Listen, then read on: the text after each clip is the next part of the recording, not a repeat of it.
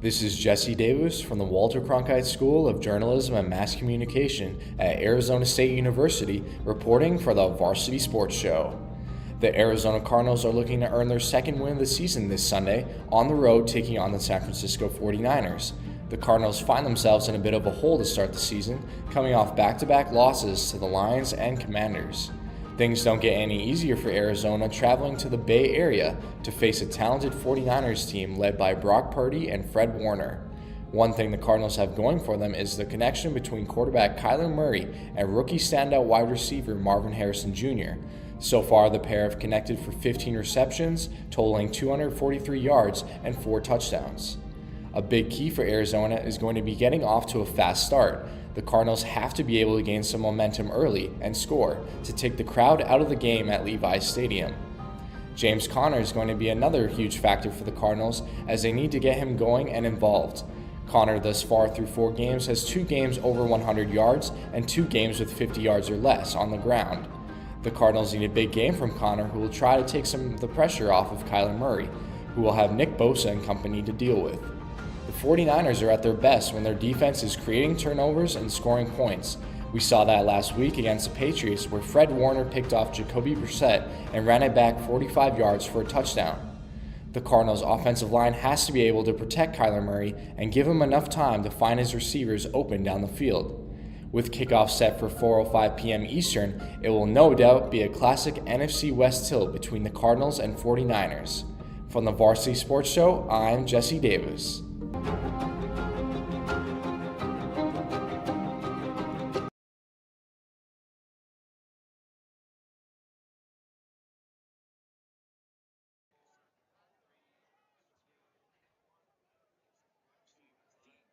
Hello, everyone. Welcome to the Varsity Sports Show. We are here at Mountain View High School in Mesa. I'm Saleh Awad, and I'm here with Ian Monhay. Ian, how you doing today? I'm doing well. I'm excited. This is a great football match. Both of these teams are 4-1, looking for their fifth victory. It should be a great game tonight. Definitely. And Ian, you got to talk to both head coaches ahead of this matchup. Yes, sir. What are some of the things that stood out to you in what they said? Yeah, I was talking with Mountain View coach Andy Litton pregame, and he was telling me about the duo between his quarterback and wide receiver, Brady Goodman and Talon Arnett. Those two have actually grown up together. They've run routes for each other for since childhood. So them two having such a great connection this season, as well as we take a look at last week for them. Brady Goodman had 17 completions, 276 yards, 5 passing touchdowns. There was a couple of them that went over to Talon's way. That the last 2 games, 5 total catches, 172 yards, 4 touchdowns. He's a big play machine. Those two are going to be the 2 guys that I keep an eye on for Mountain View. That's definitely something we're going to be keeping an eye on all game long. And the Toros are ready to kick off to the Westwood Warriors now. This is John Gerard kicking it off for the Toros. As we said, both of these teams are 4-1, looking to improve to 5-1 ahead of their bye week. We're just about ready to kick off. Everybody up.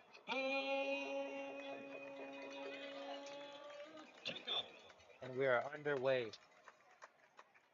Touchback, Warriors ball. Kickoff fills into the end zone for a touchback. Warriors will start their drive on the 20-yard line.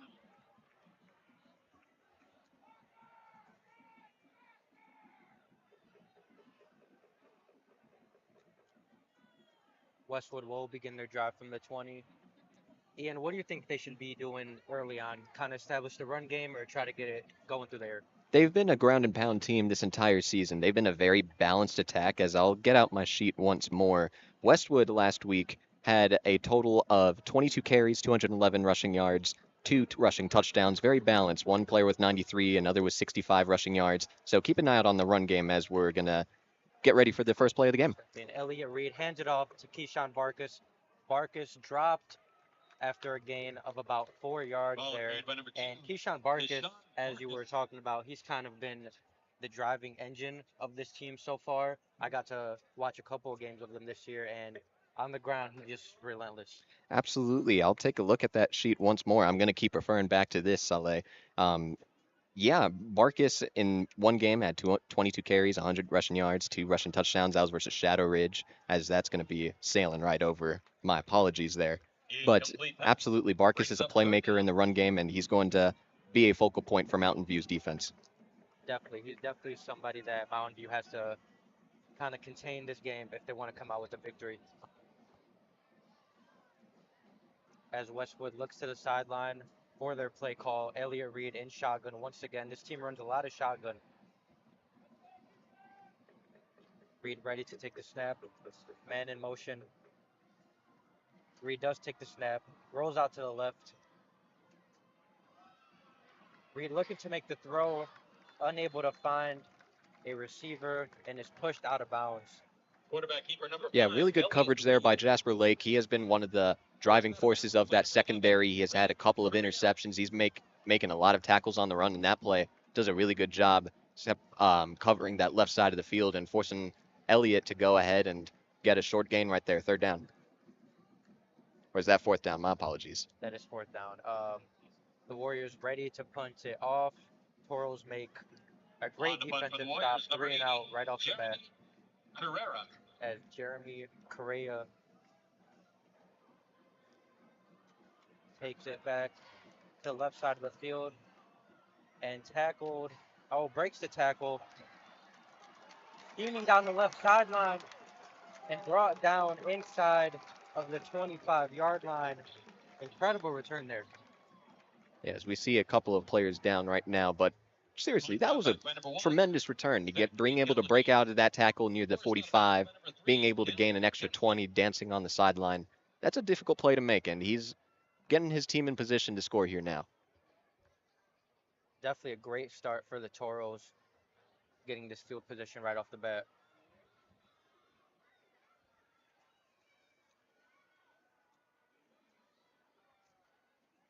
As Mountain View's offense takes the field. This is quarterback Brady Goodman, as we mentioned, under center. Toros have it 1st and 10 from the 24-yard line of Westwood. Goodman, and the play is blown dead. It looks like they're going to be called for a false start right off the bat. Difficult to do that at the very start of the game. You're at your home field. That's just not a penalty that you want on your first play. 5-yard penalty. Remains first down. Definitely a rough start for this offense. As the Toros are pushed 5 yards back here. 1st and 10, or 1st and 15, sorry.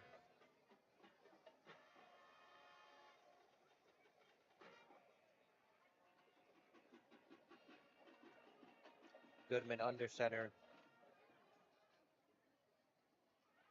Goodman hands it off. And they are dropped after a gain of maybe 1 there.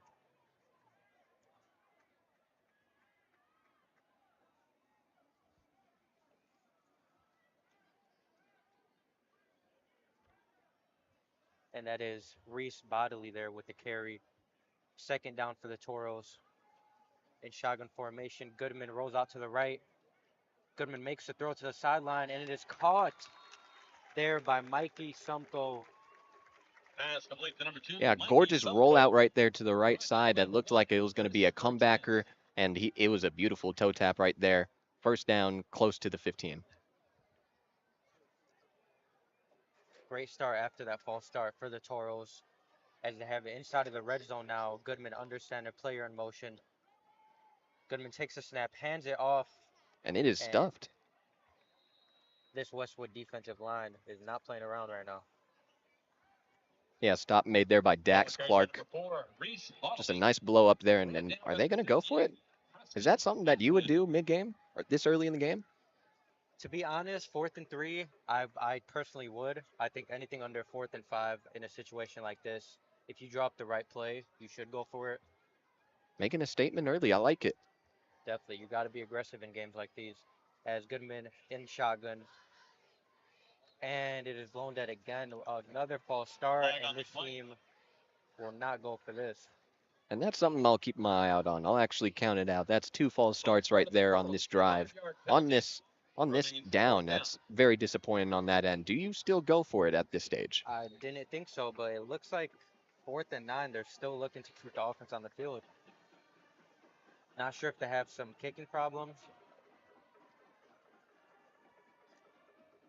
A late sub there as Steve Meadow comes into the game.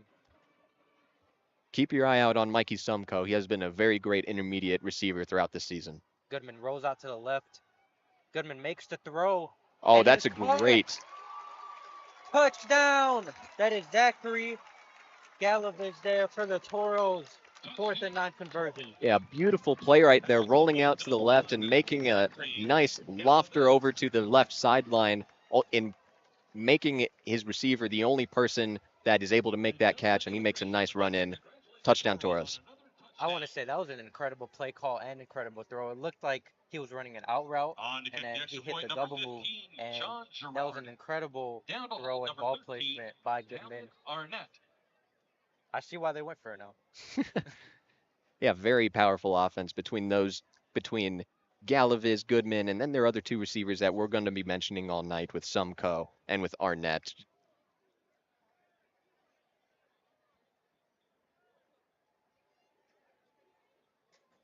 As it looks like a late sub coming in here on the extra point. As kicker John Gerard will look to make this a 7-point game for the Toros.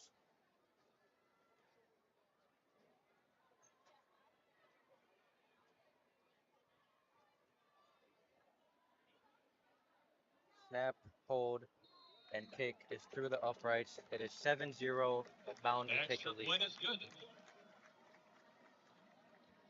The fireworks for Statement drive there for the Toros. Regardless of the 2 false starts, they overcame that and are on the board. Something that they do have to clean up, make sure that's no doubt about it. When we look at Westwood, they are going to continue to ground and pound their way and beat you a million different ways on the ground with a million cuts. That's how they describe it. Yeah. So it's important for the Toros to still be on edge. This is still a very good offense that they're facing up against, and they got to make sure those mistakes don't bite them later on. Definitely. As we talked about, Westwood do love establishing that run game, but you don't want to get down too much because then it gets hard to kind of keep that running game going. So this team has to answer quickly. Absolutely, I do agree with that. As we're taking a look at Elliott Reed on the season, 49 completions, 653 yards, 6 passing touchdowns to 1 interception. He is more of an asset on the ground game as well. You could see a lot of the designed rollouts that this offense does. You got to worry about him as a thrower. You got to worry about him as a runner, and that's going to keep Mountain View on edge. Definitely, this Westwood team is 4-1 for a reason. They've been explosive offensively with Reed and Barkus, so they will look to keep that going here.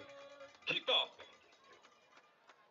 As kickoff is underway and Westwood get dropped just before the 20-yard line, it looks like. That was Landon Webster there on the return.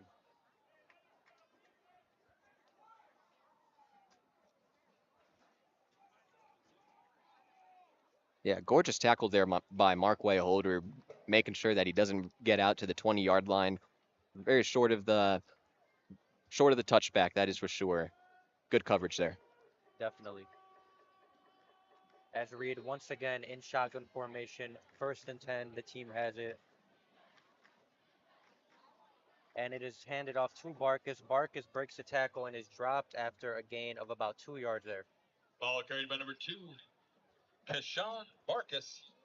Brought down by Yeah, nice tackle there by Sumko, going ahead and getting in there real early, making sure that he doesn't make that jump cut. Very nice play there. Sumko playing both sides of the field here, huh? As Reed is in shotgun formation once again. Reed hands it off once again to Barkus, and he is stuffed after a gain of maybe 1 there. This Toros defense is carried by number 2, ready for this run game right now. Keshawn Barkus. Yeah, perhaps maybe you come out with a couple of more shotgun passes right there. That seemed like that was a little bit predictable and something that we saw on the last drive as well, where we saw 2 run plays. We might see a play action right here. We're just going to have to wait and see, but so far this run game not being up to par to what we expect them to be. Definitely. Barkus definitely produces a lot earlier than this usually. It is now an empty backfield, 3rd and 4. The team has it on their own 25-yard line. Reed in shotgun formation drops back. Reed lets it fly, and it is overthrown, incomplete. And that was to Nicholas Montano there. Yeah, Montano had a step right there. He was a little bit open. If he had just a little bit more, a little bit less power there, that probably would have been a first down and perhaps into Toro territory, but instead a 4th down right there. And we're going to see a punt right here. This is Westwood's Jeremy Correa here, ready to punt it away. And Zachary On to punt for the Gallagher Warriors, here, number 80, who we just saw Jeremy score, Carrera. is ready to return. Oh, And a short punt there was almost blocked. Just about a 15 or 20-yard punt there. yeah, it looked like the ball spun a little bit weirder than you would see on punts like that. Maybe it was tipped right there. I couldn't see who ended up getting that tip, but it was a nice play there. After the punt, the Toros will start their drive on the 38-yard Second straight line. drive with incredible field position for the Toros here. And this is something that you don't want if you're Westwood. This is a really good offense. We're going to continue to say that all night long. Westwood is going to have to put them in a position where they're going to have to respond with something harder than this. Definitely. And motions here. This team does a lot of motioning as Goodman under center. Goodman with the pitch to the right side. And he is taken down after a gain of maybe 1. Ball carried by number 4. Yeah, that Reese tackle there by Buckley. Braden Gonzalez, a really nice blow up right there. These two teams are really getting after it in the run game, forcing the other team to try to make a play through the air. Definitely. Sorry, that was a loss of 2 yards, actually. Goodman under center once again. Goodman hands it off. Goodman with the play action. And they are dropped after a gain of 1 there. Yeah, pretty decent play design. I agree going with the play action right there, following a run like that. Just not a lot of separation created right there, and it's going to result in a 3rd and long. Gonzalez. It is now 3rd and 11. The Toros have it from Westwood's 39-yard line. Goodman in pistol formation. Now in shotgun formation. As he drops back. Goodman throws, and it is blown up. Wow. Incredible hit there as Mikey Shumko dropped the ball. Yeah, completely legal hit right there. I mean, it was a great breakup right there on a play, and we all know about Sumco being a really nice target in the intermediate route. That was great anticipation there by Westwood. And it looks like the Toros, 4th and 11, are keeping the offense on the field Wow. once again. This team is playing very aggressive. Goodman in pistol formation. Now in shotgun. Goodman rolls out to the right once again. Goodman makes a throw, and once again, wide open. Got him. That is Galvez, and he is touchdown once again, Toros. Goodman to Galvez once again. Yeah, he got him in with the same route right there that we were talking about on their first touchdown with a little bit of an out and then making a double move up the field. Very beautiful play right there. Very beautiful play execution. And they're up 2 touchdowns now.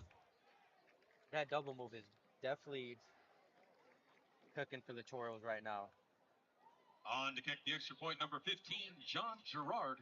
Down to hold, number 13. As John Gerard looks to Talon extend this to a Arnett. 14-point game with 6:27 left in this first quarter. And Oh it my looks like goodness. the team is actually going to fake this. It is, Direct snap. and it's taken in. That is Talon Arnett there. This Toros Ball team carried came by to play. number 13. Not the way that I imagined Arnett being included in this game so far, but a very, very fun play to get this crowd riled up. Definitely, that's not a change that you see a lot. Not a formation change you see a lot on an extra point, but it worked to perfection there.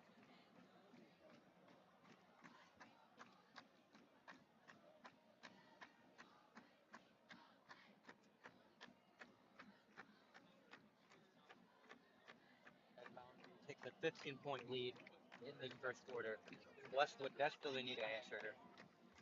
It's a desperate answer, that's for sure. I mean, you gotta begin trying to establish the passing game if you're Westwood, knowing that this team is ready for the run on first and second down. Some a little bit of a change of game plan here might be the way to go. Definitely. They've been running a lot of that RPO type play, so I Hmm. think they need to try to incorporate that a little more. They've had a couple guys open, but a couple overthrows by Back to Reed. return for the Warriors, number 1, Chris Martinez, and number 4, Landon Webster. Yeah, and the thing that I did like about Westwood in that Number on 15, that second drive was their attempt to try to include Montano. He is their leading receiver here, 291 receiving yards on the season and 2 touchdowns. Something to keep an eye on going forward.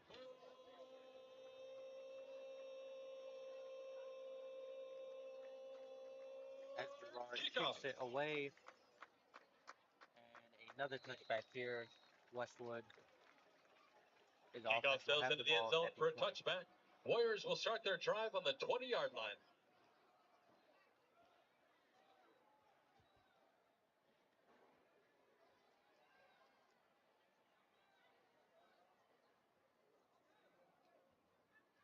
As we mentioned, Barkus is definitely a big part of this offense, but they may have to kind of steer away from that at least for a little bit here and try to get back into the game. Just for the time being, I mean, he's going to continue to be a factor. I guarantee that they are going to try to force some runs to him, try to get some design plays for him and Montano. But yeah, so far just getting stuffed, and they got to make an adjustment. Definitely. Reed in shotgun formation. Reed hands it off there and they are dropped. That was a great fake. Dude, he got Ball me. carried by He got Yeah, me me with the too. fake. Landon Webster. That was a gain of about Down by number 26, one there. Peyton Yeah, Foster. No huddle. Yeah, continuing to try to establish a run game with a jet sweep there. Not for a big gain, but something that they are going to try to establish no matter what it seems like. Definitely. And Reed in shotgun formation here. Empty backfield. Reed calling some audibles to his team. Takes the snap. And the designed run for Reed to the left side of the field. Reed gains a couple there on the design run. Quarterback keeper number 5, Elliott Reed. Brought down by number 8, Brody Anderson. Yeah, really a nice pull out there by their offensive guard there, Miguel Esparza, being able to create way for Elliott to come in and get a bigger run play than they have in the last couple of drives. As they now have it 3rd and 1 here. Look for Barkus to try to punch this in. Man in motion. Reed does hand the ball off to Barkus, and Barkus is dropped behind the line of scrimmage as they do not pick up the first there. Ball carried by number 2, Keyshawn Yeah, so Marcus. many of the defensive linemen just there to blow it up again. I think it might just be something that we continue to say over and over. These teams are really anticipating the run game being a factor, and so far Mountain View has been correct so far. As they're going for 4th and 1 here, as the offense looks to their sideline. Got to go for it at this stage, right? Definitely, you have to. And it is a quarterback sneak, and it is blown up there. They will not pick up the first down, and the Toros will take over inside of Westwood's 30-yard line there. That is a disaster for Westwood. Number 5, Elliott Reed. Yeah, Tavita Tase was there initially to get that stop. It was a pretty difficult one because he did get a little bit low, the quarterback Elliott right there, and he was able to stay with him and shadow him the entire way. Very beautiful stop there by Mountain View. Yeah, it looked like he was going to pick it up at first, and then he was stuffed, like you said. As Brady Goodman and his offense take the field for the 3rd time, and once again, incredible field position for this offense. Yeah, starting at least at around the 40 or better, just very, very convenient for this Toros offense. As Goodman takes the snap, and he takes it himself. Goodman to the right side of the field. Goodman may take this all the way, and he does. Touchdown, Mountain View. Brady Goodman. Yeah, what a gorgeous run right there. Mikey Sumko with a very important block near the 15-yard line so that he can make that jump cut to the right side. continues to extend this lead, and this Toros offense is absolutely rolling. They really are. Brady Goodman, that was an incredible fake and cut to the right side of the field. As you said, this offense is just rolling on all cylinders right now. On We'll the see kick, if the this extra point, team number 15, John does pick the Gerard. extra point Down or the hold, number 13, takes Talon another Arnett. change here. Snap, hold, and kickers through the uprights. 22-0 Mountain View Extra lead point is Westwood. good. 4:17 left in this first quarter.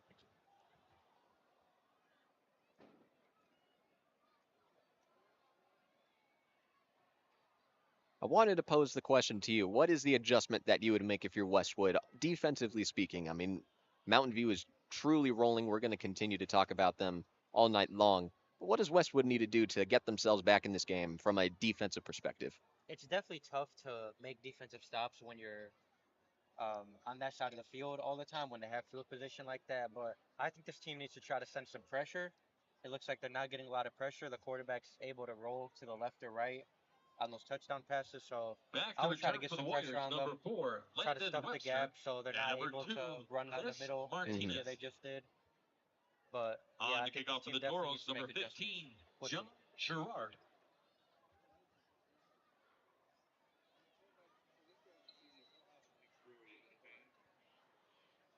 As Gerard looks to kick this off for the fourth time today.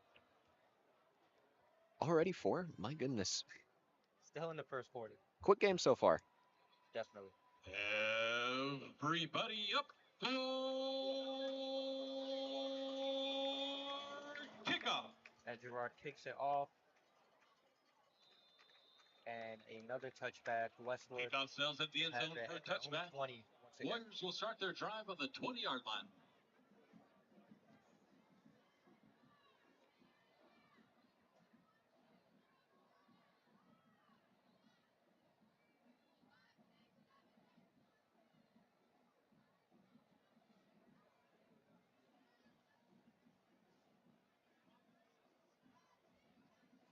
Twenty-two zero here in this first quarter as Westwood's offense takes the field.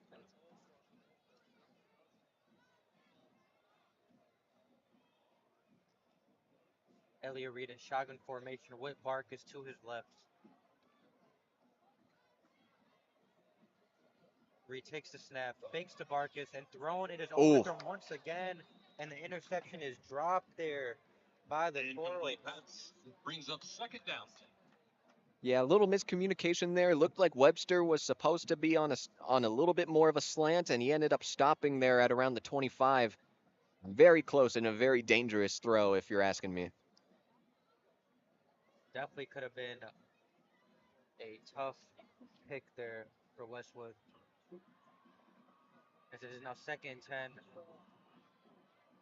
Reed in shotgun formation, empty backfield here. Reed hands it off to Barkus, and Barkus dropped after a gain of a couple. Ball carried by number 2, Keyshawn Barkus. Trying to get Barkus involved in Brought different down by ways number 11, here. Rain Curell. Yeah, them trying to make him the biggest factor of the offense, and it looks like Mountain View is pretty much all over that. And even so, Barkus is making a couple of very nice plays to get themselves in some more favorable third down situations, something that I am liking so far from Westwood. Definitely. These third and shorts are a lot easier, as you should maybe look for a Reed run here. And it is a Reed run, and Reed Looks like he got it. Quarterback keeper number 5, Elliott Reed. Brought down by number 3, Dominic Gerard.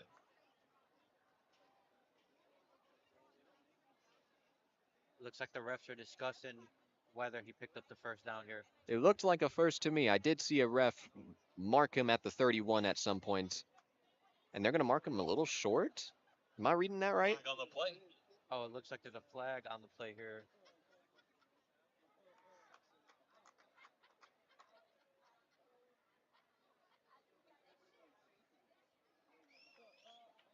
And Westwood are going to be pushed back.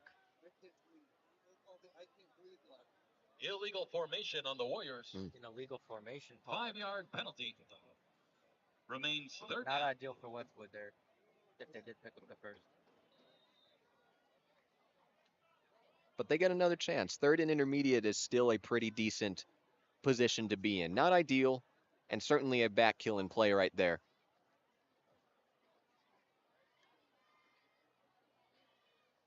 As Reed in shotgun formation, pistol, sorry, with Barkus behind him. 3rd and 7 here as Westwood looks to pick up the first. Reed drops back, Reed He's throws, got him.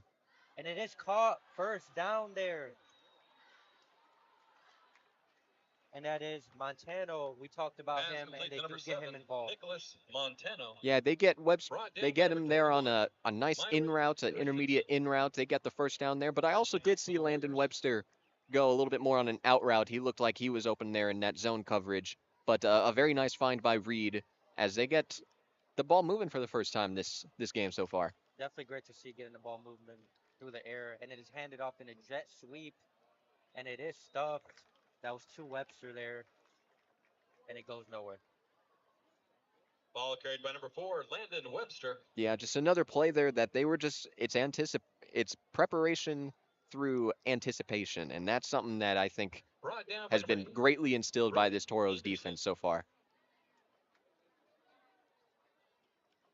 It is now 2nd and 8 here for Westwood as they have it on their own 40-yard line. Reed hands it off to Barkus. Barkus breaks away.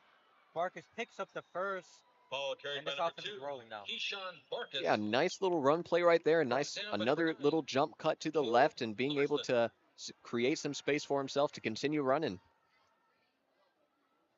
Getting Barkus going is definitely what this offense wants to do. Their priority number one, that is for sure. Definitely. Reed empty backfield. Reed design run to the right here. Reed breaks away to the right side of the field, and Reed steps out. Picks up the Quarterback first keeper there. number 5, Yeah, nice little Elliot Reed. tightrope right there on Forced the ball right pass by number sideline. 3, Dominic Gerard. This team's running a lot of that design reads. First down for the Warriors. They are working. He is their second leading rusher on the season so far with Elliot Reed, 4 rushing touchdowns, 328 rushing yards. Something that is going to continue to be a factor in this offense. As the team has a 1st and 10, player in motion. Reed takes the snap, and Reed hands it off to Barkus, and Barkus dropped there at the line of scrimmage. Ball carried by number 2, This defensive Keyshawn line is ready Barkus. for these Brought down by number 19, Jackson. inside runs here. Yeah, Jackson Sosha there on the stop, a very aggressive tackle right there. It was a really nice play to blow up that play. It seems like they are expecting a little bit more of those inside handoffs, and they're doing a great job being able to stuff the inside more so than on the outside. Reed once again in shotgun formation, and Reed hands it off to Barkus once again, and Barkus breaks a couple tackles and is dropped at about the 30-yard line there. Ball carried by number 2, Keyshawn Barkus. Solid Brought run down there by for number Barkus. 8, Brody Anderson. Yeah, pretty solid play there by Barkus, being able to get them in 3rd and intermediate. The stop there was by Brody Anderson, their safety. It's nice seeing the safeties get involved in big plays like this where they are right up on the line of scrimmage, being able to make plays in the backfield, something that's just not really normal to see out of defenses. Definitely. It's now 3rd and 4, under a minute left in this first quarter. Reed takes the snap. Reed throws and caught there by Barkus.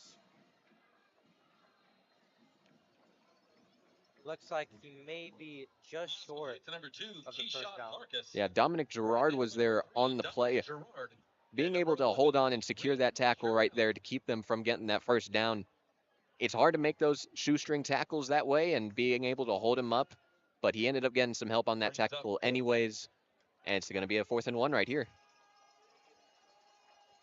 As Reed in pistol formation with Barkus behind him. Looks like they'll actually take this to the second quarter here. Does appear that way. What would you draw up here on a 4th and 1? It's a good question. I'm way more of a defensive guy than an offensive guy when I watch these games. Agency Insurance. I think we got to look a little bit more towards the under center mark, where we are seeing a little bit more play action, a little bit more bootleg. Try to find something short. Try to find something to your tight end, perhaps. That's what I would go with, but it does seem like their philosophy so far is completely different from mine, that's for sure. Definitely. It looks like they'd love to run down the middle, but Mountain Dew is expecting that here, so we'll see what they draw.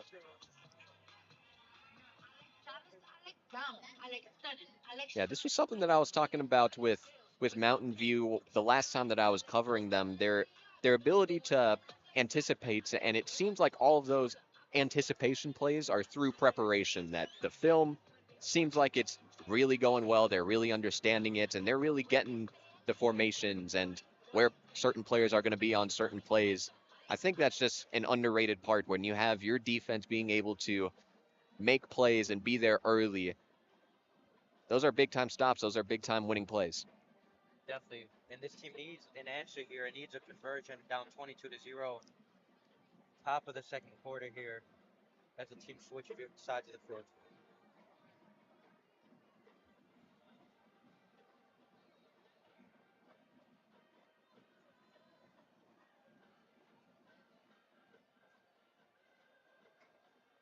Westwood's offense takes the field. 4th and 1 here as they have it on Mountain View's 27-yard line. Looks like an empty backfield here for Reed. Looks for him to get a design run going. And he does to the left side. And Reed is brought down short of the first. Quarterback keeper number 5, Elliott Reed.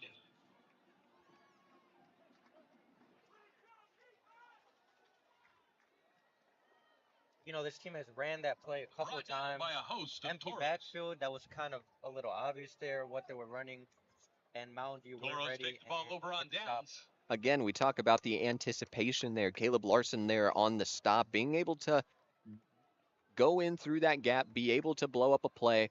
Something that I think I'm going to continue to talk about. I think the anticipation of Mountain View is really impressive, and they're able to take over the ball on downs at the 28.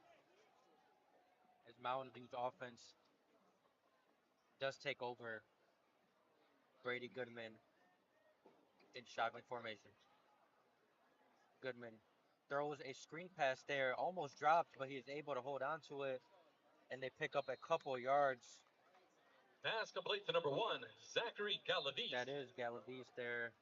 Brought down by number 8, call his name a lot today. Gonzalez. Yeah, for sure. Being a factor in this offense. Again, this is an offense with so many different playmakers. There's so many to go around, and them making Galavis a factor in their game plan. It's nice to see it. Definitely. It is now 2nd and 7. Goodman takes the snap. Another pump fake. And that's Oh. Galavis once again. Incredible throw, and he's able to haul it in. Dude, that was an incredible throw. That was nice. Being able to fake that same screenplay, being able to throw over the middle of the field, over the linebacker. That was beautiful accuracy there by Goodman. First down. This connection from Goodman to Galavis is just another incredible. damage control restoration first down. Goodman and pistol once again. Goodman takes the snap and hands it off there, and an incredible tackle there by Dax Clark of Westwood. Brought down by number 10. Yeah, Dax Clark, what a beautiful tackle right there. Being able to get him on the shoestrings, those are the most difficult tackles to execute. You prefer to be wrapped up, but being able to stop a big play and stop Mountain View in their tracks right now, that's a nice sign for this defense. That is now 2nd and 10 here for the Toros. Goodman drops back and rolls out, and Goodman takes himself. Goodman picks up the And he's first going to to the continue. right side of the field. And Goodman is finally taken down to the sideline. The fans want a late hit here, and it doesn't look like the refs are going to call it. Incredible play there by Goodman. Dude, really incredible. And being able to cut it to the right side, which is a difficult thing. You prefer your quarterback to slide, but him being able to take on those hits the way that he has so far, be able to continue to make the plays. It was a beautiful block by Arnett there. Very beautiful run play. I do want to say Goodman's really playing a perfect football game so far. And that's putting it lightly. When we're seeing the accuracy that we are and we're seeing the playmaking ability with his legs, it's going to be fun to watch the rest of this game from him. Definitely. Goodman in shotgun formation. Goodman hands it off there to Bodily, and Bodily gains a couple of yards there. Yeah, I think what that did for him right there, being able to duck a little bit below and get low below the linebacker's legs, be able to pick up a couple of yards right there. Instead of a 2nd and 7, it's a 2nd and 6. All right, I thought that was way more than that. It said 2nd and 5 earlier, but it's still a nice run play regardless. 2nd and 6 here. And it looks like a flag is thrown. Another false start. That is the third one here for the Toros.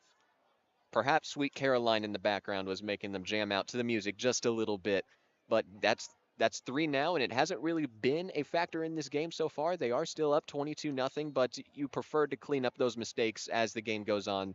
Give yourself an opportunity to extend this lead and make sure Westwood does not jump back into the game. I completely agree here. And Goodman in shotgun formation once again. Goodman drops back. Goodman throws, and it is caught. First down here. Pass complete to number 2, Mikey Sumko. Sorry, actually looks like he may be short of the first. Regardless, like those passes that he's making are really difficult. Mikey Sumko with a really nice fingertip catch, be able to hang on to a ball like that, that is only in position for him to catch. Nice play right there, 3rd and short.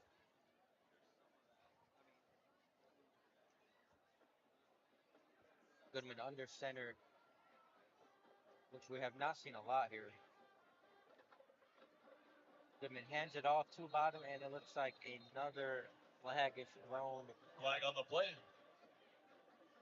False start once again here. False start of the Number Toros. 4 of the day for the 5 And that time there was no Sweet Caroline playing in the background, so I don't know what the excuse would be right there. Just another difficult play right there. We're going to continue to monitor the false start penalties because against teams that might put up a fight against him, that's going to be costly. And we'll definitely ask Coach Litton about these false starts. As the team keeps the same formation, and it is handed off. It is fake, sorry.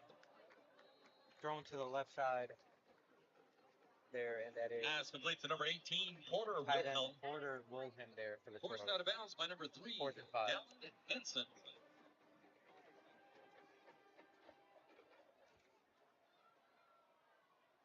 Yeah, I mean, when you take a look at Wilhelm, he hasn't been too much of a factor on the offense. 6 catches on the season, 90 yards, 2 touchdowns.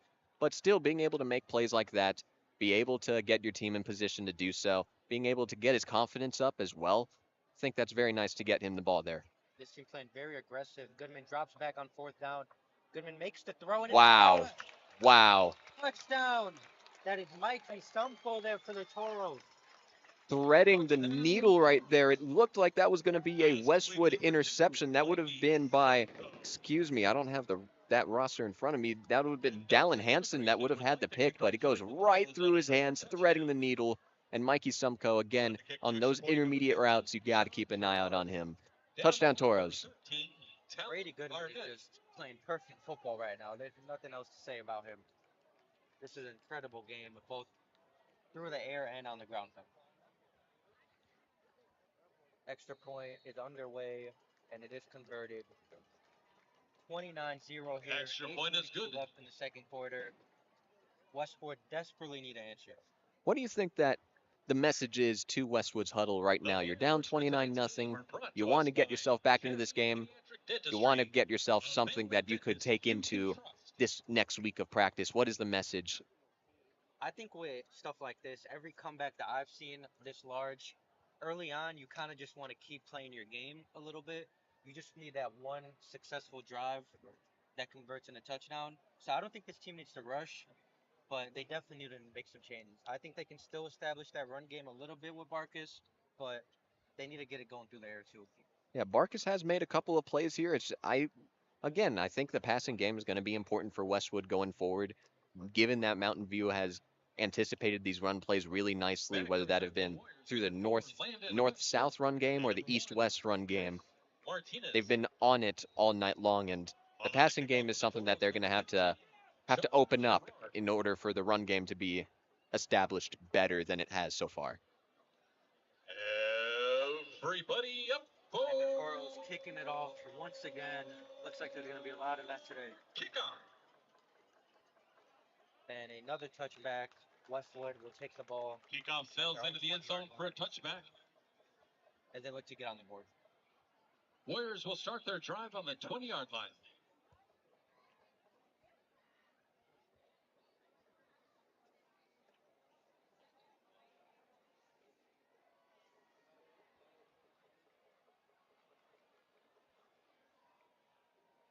Elliott Reed and his offense take the field for the fifth time today. That should be the 5th time. Fifth time today.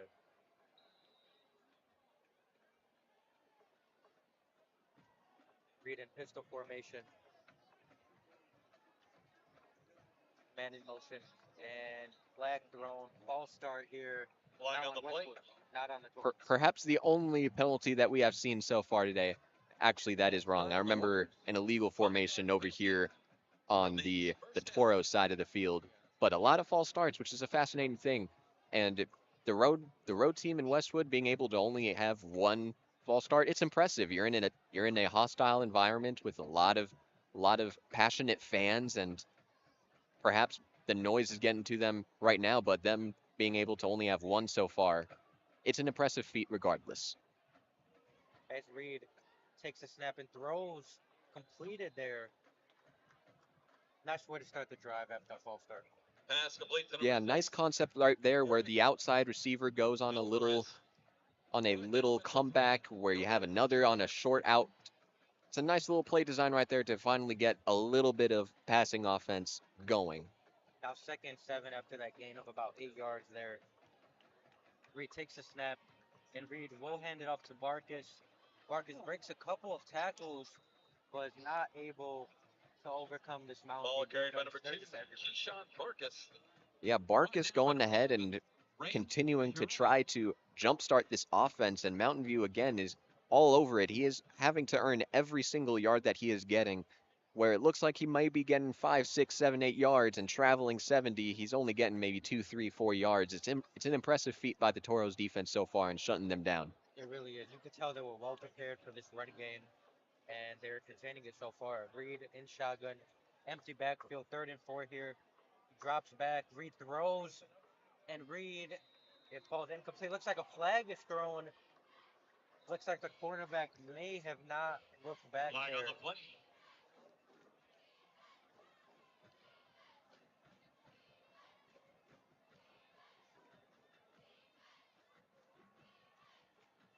Pass interference on the Toros. Pass interference called.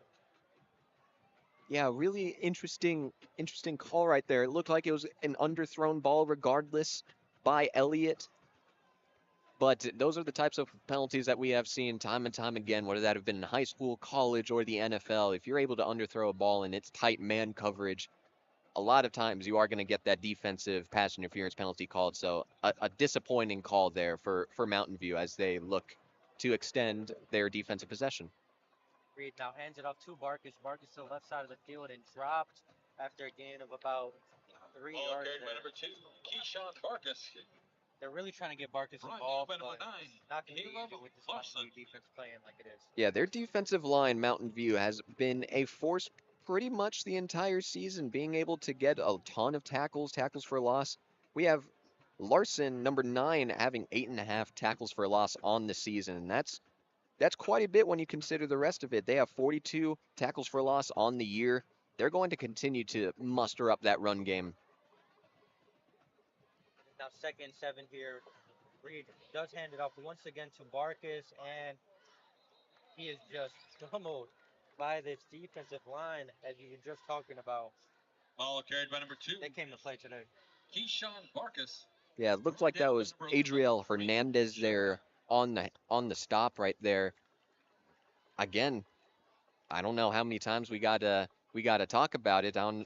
We might be boring the fans here on the broadcast, but the defensive line being as big of a factor as it has been really impressive. Elliott Reed drops back, and Reed throws it.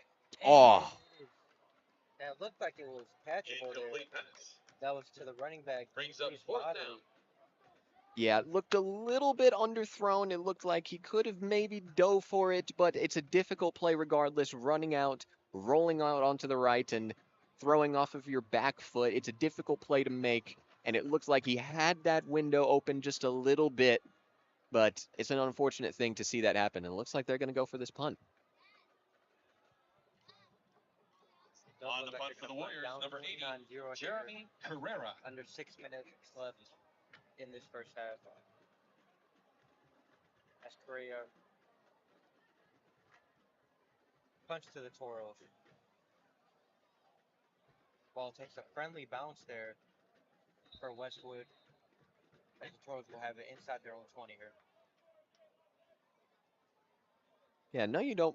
Maybe not a lot of people want to hear punting analysis, but being able to get a spin like that, be able to have it roll down the sideline, it's a play that perhaps I would do in Madden. So it's a really nice punt right there. Puts them in a better spot and a more favorable spot, as in the Westwood defense. They have a more favorable spot than they've had in previous possessions. And speaking about this defense, they've been unable to get a stop at all today against Mountain View's offense. So they definitely need to try to contain this offense a little if they want to get back into this game. As Goodman in pistol formation. Goodman takes a snap. Goodman throws the screen. And this Westwood defense was ready for that there. Yeah, perhaps a perplexing play call right there. It only looks like there was one receiver blocking for him at that moment, and there was 3, 4 players surrounding him immediately. So a very good stop there by Westwood as we look at a 2nd and 9 here. Goodman once again in shotgun formation. Man in motion. Goodman takes it himself after the fake jet sweep and gets about 4 there. Quarterback keeper number 5, Brady Goodman. Yeah, I think this Toros offense understands that the passing game is a legitimate threat, and him being able to utilize his legs, be a factor in the run game, be able to have him designed for him and to execute it well, it's going to continue to keep this Westwood defense on their toes. Definitely. And it's now 3rd and 4. Mountain View have it on their own 25. Goodman rolls out to the left, pressured, and it is underthrown. That pressure really got to Goodman there. Incomplete He was pass. trying to find Galovich. Brings up 4th down. Yeah, nice pressure there by Trey Steele getting into the backfield, being a disruptor. Didn't look like there was a tip ball there at all, but him putting the pressure on the play right there and having that ball underthrown, it's a factor, and that's good defense there by Westwood as they go for a 3 and out, and they're going to go punt it. Much On the punt needed for the first Toros, stop number there 15, John for Westwood. Gerard. As Gerard will look to punt the ball. First time today.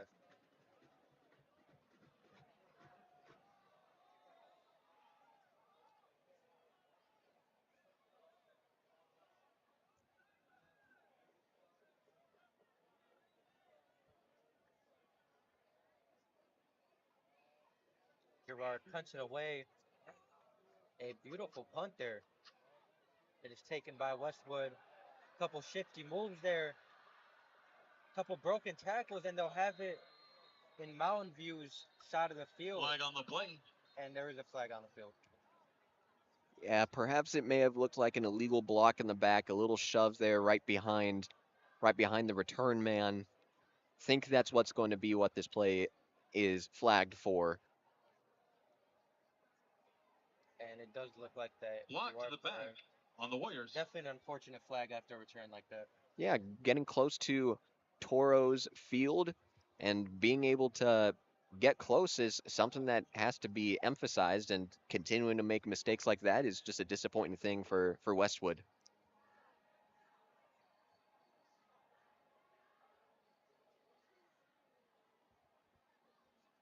As Westwood would have had it in Mountain View side of the field, and now they'll have it on their own 26-yard line, it looks like. So definitely a big loss there. As Reed is in shotgun formation. And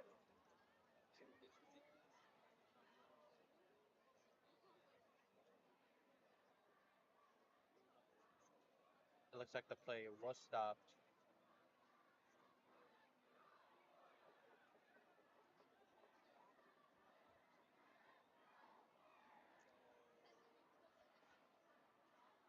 First and 10 here for Westwood. Reed in shotgun formation.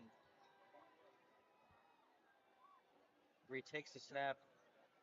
Reed hands it off to Barkus, and he gets stuffed after a gain Ball carried by number 2, about 2.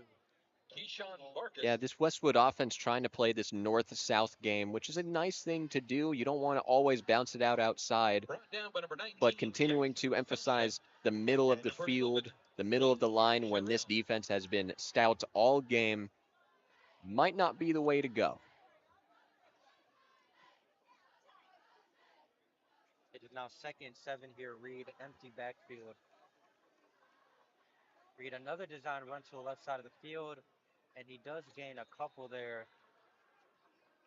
Quarterback keeper number 5, Elliott They're running Reed. a lot of those design runs for Reed and with an empty backfield here. Yeah, they expect him to be a pretty significant playmaker for this offense, and perhaps that cut to the left Brought was down by a not host the of way to go. Warriors. I did see that there was a little bit of an opening on the right side, but perhaps he sensed some pressure, perhaps behind him, that made him jump out to the left, but it's going to be a 3rd and short here. It is 3rd and 3 here. As Reed takes the snap, Reed throws, and it is dropped a little high there for his receiver, Incomplete but he pass. did get his hands on it. Going to bring a 4th down for the Warriors. Yeah, disappointing play. When they are passing, they are trying to get the quick game going. They are trying to get some short routes, make it a little bit easier for Reed, but sensing the pressure and feeling the heat coming to him, On the punt for the Warriors, probably number put 80, it a little too much June mustard on that Ferreira. pass, and it's going to be a 4th and short, and they're going to punt it away. Back to return for He the does Toros, look like number they're 1, putting it away. Zachary Galdanese.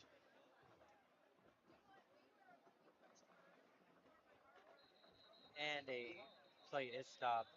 Flag on the play. Looked like they almost got the block there, but the play is stopped for another false start there. False start on the Warriors. Going to bring them back 5 yards. 5-yard penalty.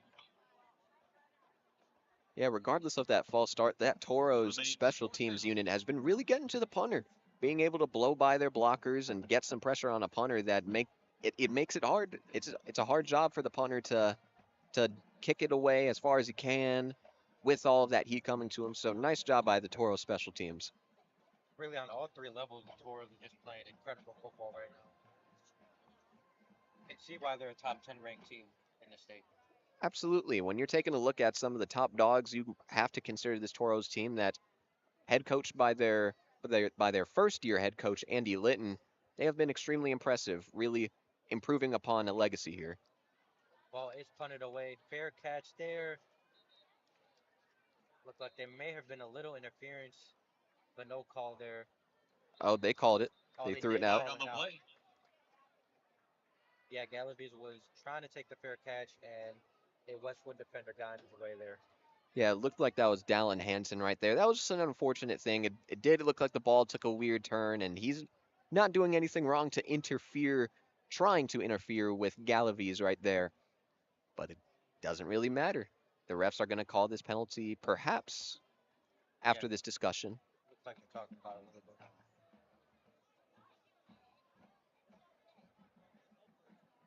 It is called there.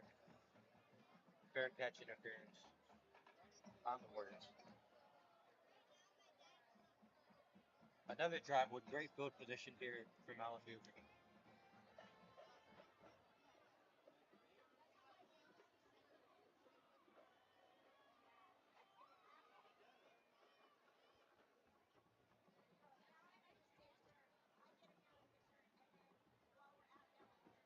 Catching interference on the Warriors. As Goodman under center, already in Westwood territory here, 1st and 10. Ball is snapped, ball is handed off. A wide open hole there, Ooh. and a large gain there for Reese Bodley. incredible blocking and Ball incredible carried by running number here 4, by Bob. Reese Bodley. Yeah, it looked like they were anticipating a little bit more on the outside. You could tell that they were trying to get a little bit closer to the quarterback, but he takes it up the middle, making a couple of nice juke moves, getting a nice play right there. This team getting it done on the ground and through the air. It's too much for Westwood. As Goodman in shotgun once again, drops back. Goodman throws to a wide open target, and it looks like he's going to get into the end zone. Touchdown Toros, and that is Mikey Stumko once again. And looks like there is some discussion by the refs here. A flag is thrown, and it's going to be taken back. Flag on the play. Holding on the Toros. Holding call there on the Toros. Yeah, disappointing call right there. Obviously, you want some more points right there, and that was, again, some really nice speed right there by Sumco, turning on the Jets and being able to cut it to the outside, tiptoe down the sideline for that touchdown. But it's going to be called back. Disappointing play, but it's another opportunity to get these playmakers in position to succeed. It is now 1st and 15 here for the Toros. Goodman in pistol formation.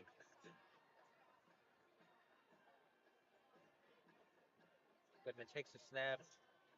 Goodman does hand it off there to Bodley, and Bodley is stuffed there for no gain. Ball carried by number 4, Or a Reese gain of maybe Bodley. one.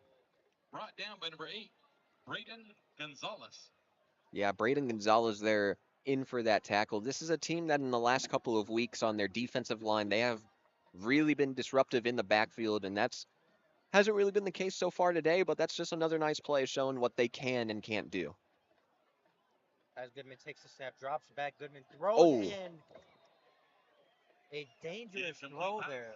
Was almost picked off, but a little high for the defender. Yeah, that pass defense right there, that was by Dax Clark right there. That was a pretty difficult play to make if you were Goodman. It looked like that was designed for him to look towards his first option and loft it up to him. Very dangerous throw right there, but a nice play by this Westwood defense. That's going to bring up 3rd and 15 for the Toros. Goodman in shotgun formation. Goodman rolls out to the right side. Goodman Turning throws, up the field. and it is a little overthrown there. A similar play design to what they ran on 2 of those touchdowns, but it was a little overthrown. Yeah, that was intended for Steve Meadow on the play. The first time we got to hear from him today. A little bit too much mustard right there, and we talked about it just now, or you just mentioned it just now. A couple of those same up and out routes that we have continuously talked about, and it looks like they're going to go for it on this 4th and 15 play. Fascinating play calling right here. Don't see a lot of 4th and 15 going for it, but it looks like they will. Goodman drops back. Goodman pressured, and he is brought down by this Westwood defense. Warriors take the ball over on downs.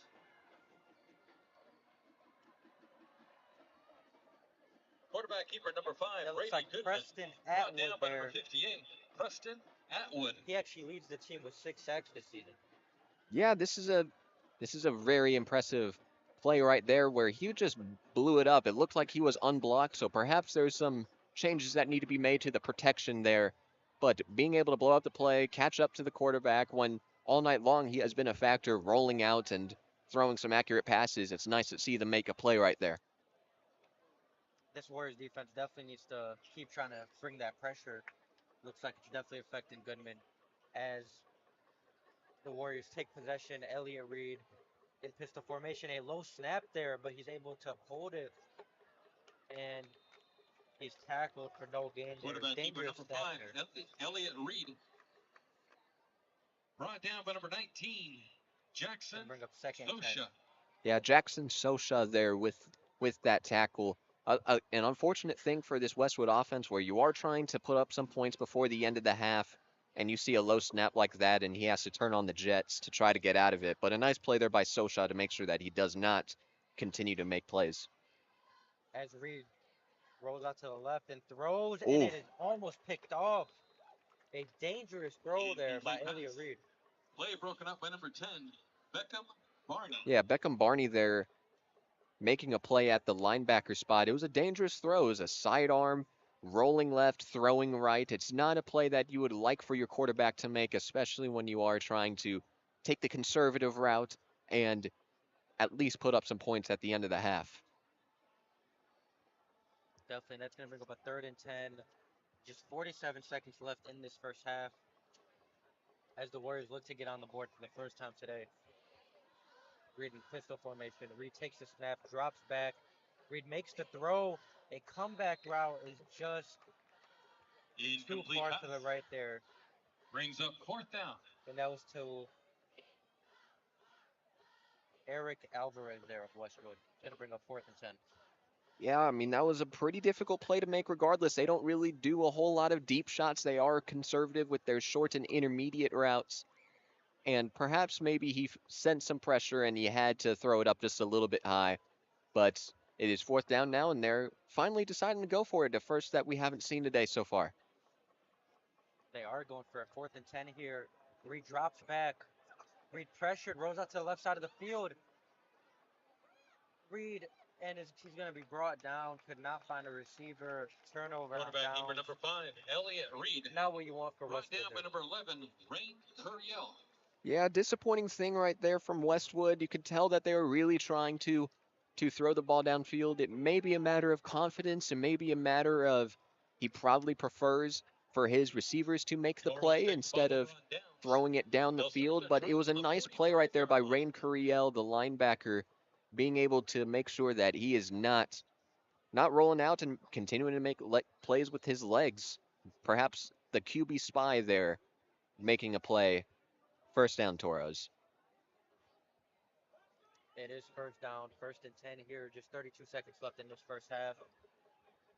As Goodman is in pistol formation. Goodman takes the snap, drops back.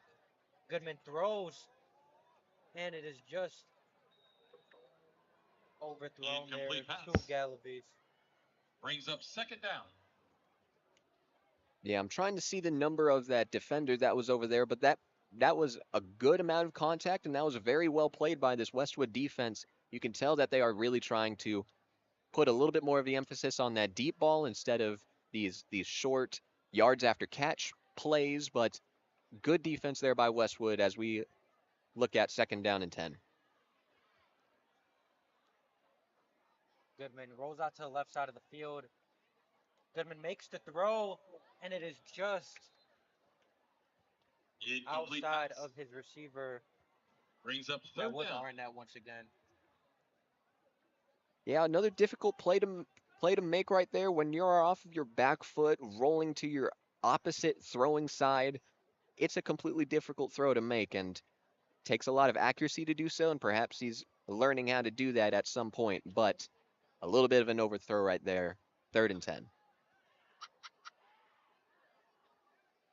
21 seconds left in this first half.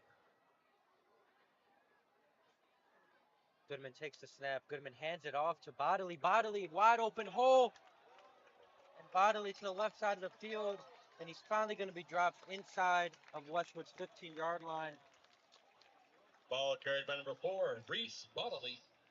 Brought down by number 17, Spencer. Yeah, Potter. really impressive play design right there. Something that we don't usually see a whole lot out of high school offenses. You might see that out of perhaps college offenses and NFL offense, perhaps doing a draw on the 3rd and long.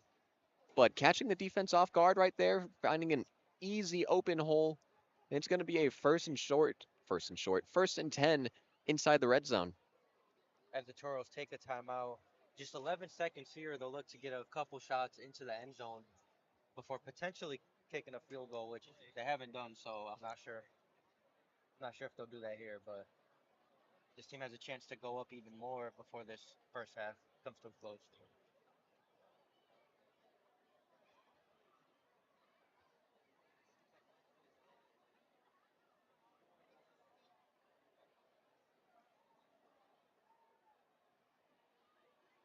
What players do you imagine that they try to feature on these next couple of plays as they are trying to take a couple of shots into the end zone? What players do you expect to be factors? Yeah, I mean, obviously Galaviz has made some of the biggest plays this game. His route running, his ability to make tough catches. I think he should definitely be featured here.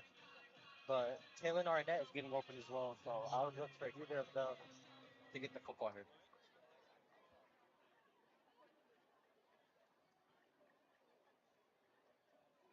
As Goodman in shotgun formation takes the snap, drops back. Goodman makes the throw, another double move. It is caught. Touchdown, Toros. Touchdown, Toros. Pass complete to number 13, Talon. And that is Arnett there that they threw it up for. Again, a touchdown machine, a touchdown connection between the two of them. That has been the theme all season long. Seeing Arnett go ahead and be in motion and set up a move like that, and another nice lob over to his receiver by Goodman. Another touchdown, and they extend the lead to 35, perhaps 36 right here. Extra point attempt away here for the Toros. Kick is underway, and kick is good. This team is really thriving off those double moves here. Really catching the defense off guard, and they're up 36-0. Yeah, perhaps those are by design. Those are the routes that they were expected to do regardless. But the route running by their trio of wide receivers, that includes Arnett, that includes Galaviz, that includes Steve Meadow, Mikey Sumko, them being able to fool the defense with their route running ability, it's an underrated factor that allows them to separate and allows themselves to be put in positions to succeed and make a play on the ball. Definitely. There's just 5 seconds left in this first half. Toros up 36-0. Is there anything you think Westwood could do in the second half to flip the script? It's a matter of the pass defense and putting a little bit more emphasis on that during halftime. You could tell that Goodman is in a great rhythm right now, perhaps the best rhythm that I've seen him in all season. But for Westwood, it's a matter of keeping an eye out on those deep passes.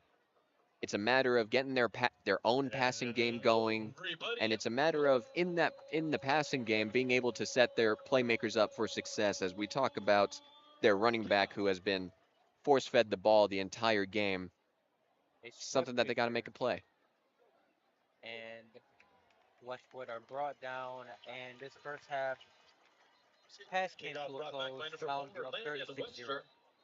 So it gets a little chippy there. I did see a flag be thrown. It does get a little chippy.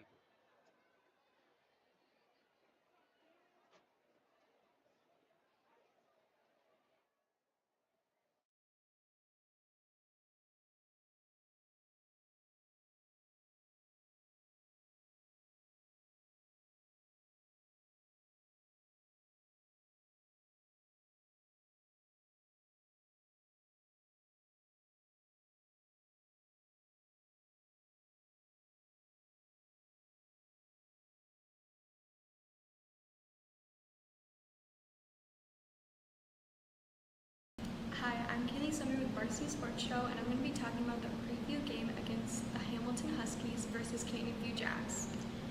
So this year, the Huskies are going to be hosting the game while Canyon View goes there. They both had a really big win on the previous games, and they both think that they're going to win this year on the game. Huskies had 42-0, and they have a 79.3% chance of winning. But I guess we'll see what happens that night. Thank you so much. This is Kaylee Sumner signing off with Varsity.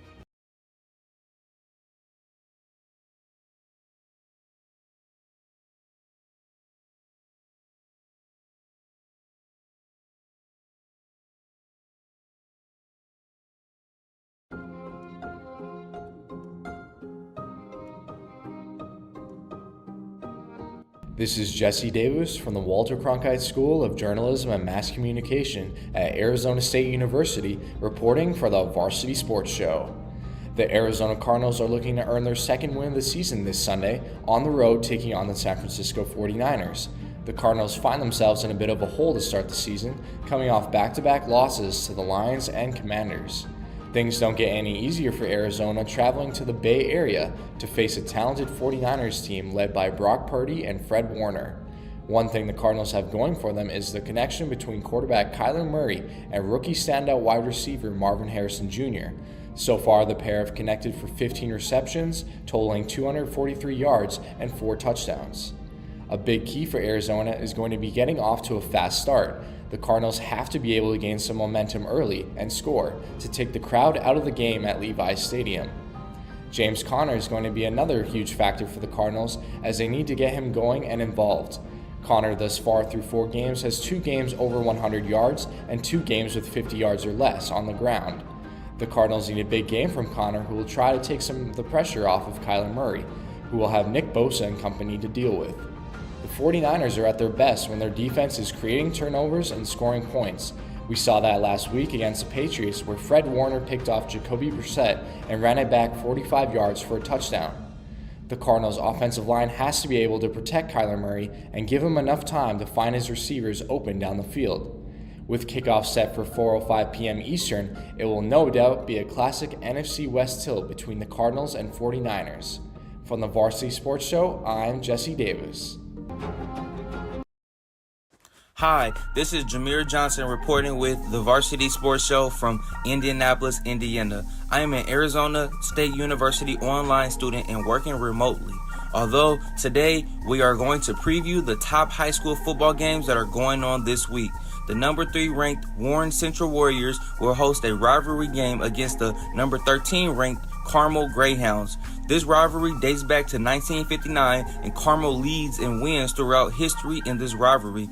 This game will be a home game for Warren Central as they prepare to continue an undefeated season with a 6-0 record, while the Carmel Greyhound attempts to change their 3-3 record to 4-3. Also, in Indiana, there will be a matchup between the number 2 ranked Westfield Shamrocks versus the number 11 ranked Fishers Tigers. Fishers will be hosting the game at their field.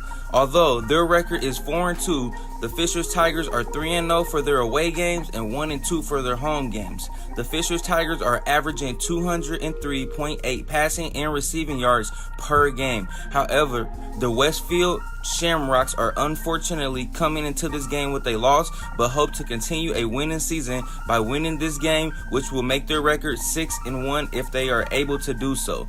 Then we have the number 1 ranked high school football team in Indiana, the Brownsburg Bulldogs, who will play the Noblesville Millers. The Noblesville Millers are averaging 282.5 rushing yards per game, but the Bulldogs will have the momentum because they will be hosting this game and they will attempt to further their 6-0 record with another win. This has been Jameer Johnson with the Varsity Sports Show reporting from Indianapolis. See ya.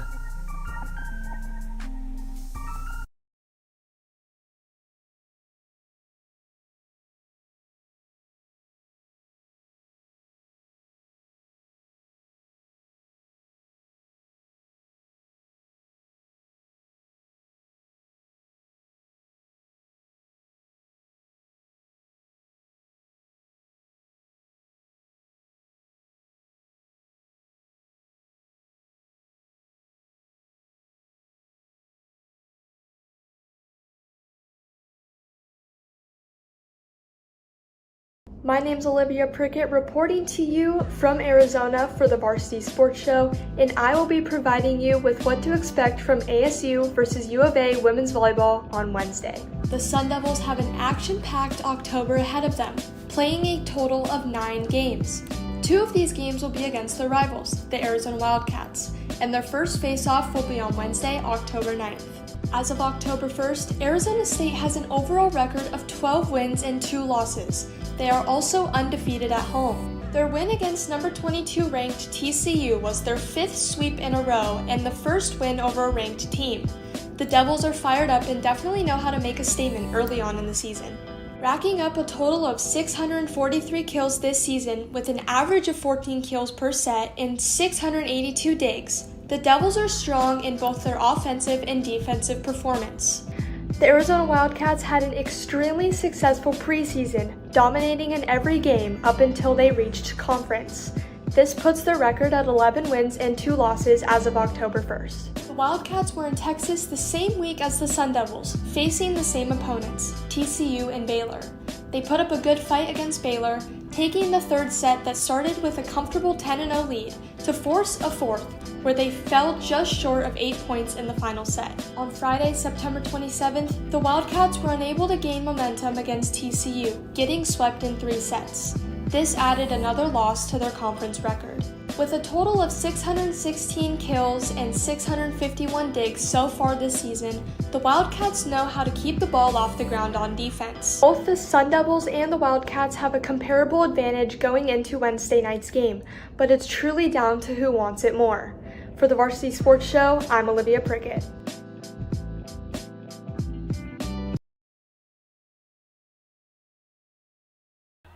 And we are here in Mesa, Arizona, where the Mountain View Toros are set to take on Westwood. I am here with Mountain View head coach Andy Litton.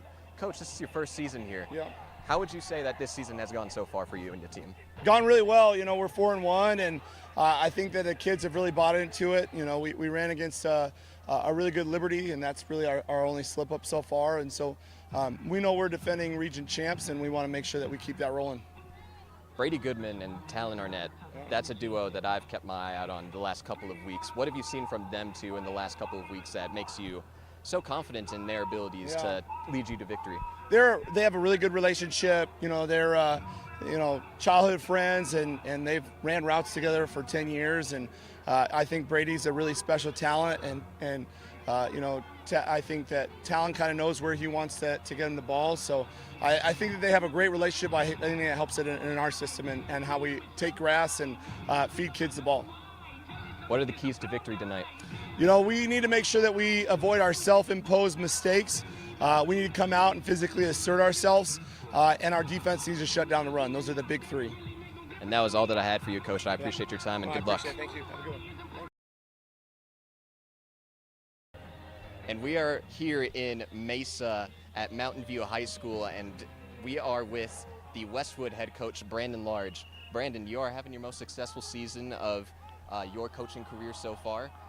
What have you seen the most over the last couple of years that has been a great change? I think just a change in the buy-in of what we're trying to do and getting everybody on the same page and the guys all moving in the right direction towards one goal. What is the ultimate expectation for this season? Are you expecting championship? Are you expecting playoffs? Our goal at the beginning of the season was to make the playoffs, and so that's kind of what we're shooting for. And with the start of the season, we told our guys we put ourselves in a position to potentially be able to reach that goal. We got to finish the season the right way, and this is a big step right here for us. You guys have had a pretty stout running game for the last couple of weeks now. Is that going to be a big focus tonight as well? Yeah, we're going to try and be balanced as we can. Keyshawn's been great. Our running back's been great. Our quarterback's been running the ball well. And our O-line has been paving the way up front. But we're just going to try and be well-rounded and just take what they give us. Last question for you. What are the keys to success for tonight? I think just playing within ourselves and executing the game plan and not putting ourselves in bad situations. Awesome, Coach. I appreciate your time today and good luck. Thank you.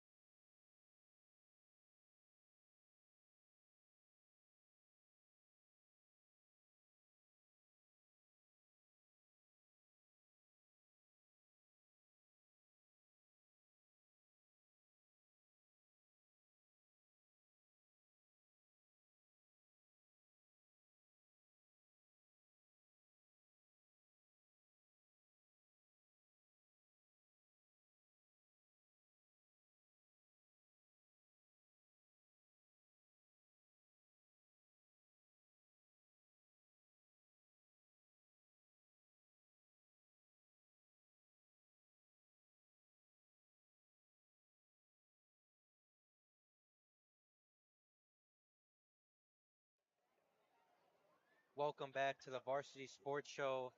We are here at Mountain View High School in Mesa. The Toros up 36-0 through one half. Ian, what kind of things do you think Westwood need to focus on in the second half? Yeah, I was trying to talk about it near the end of that first half before that kickoff abruptly happened.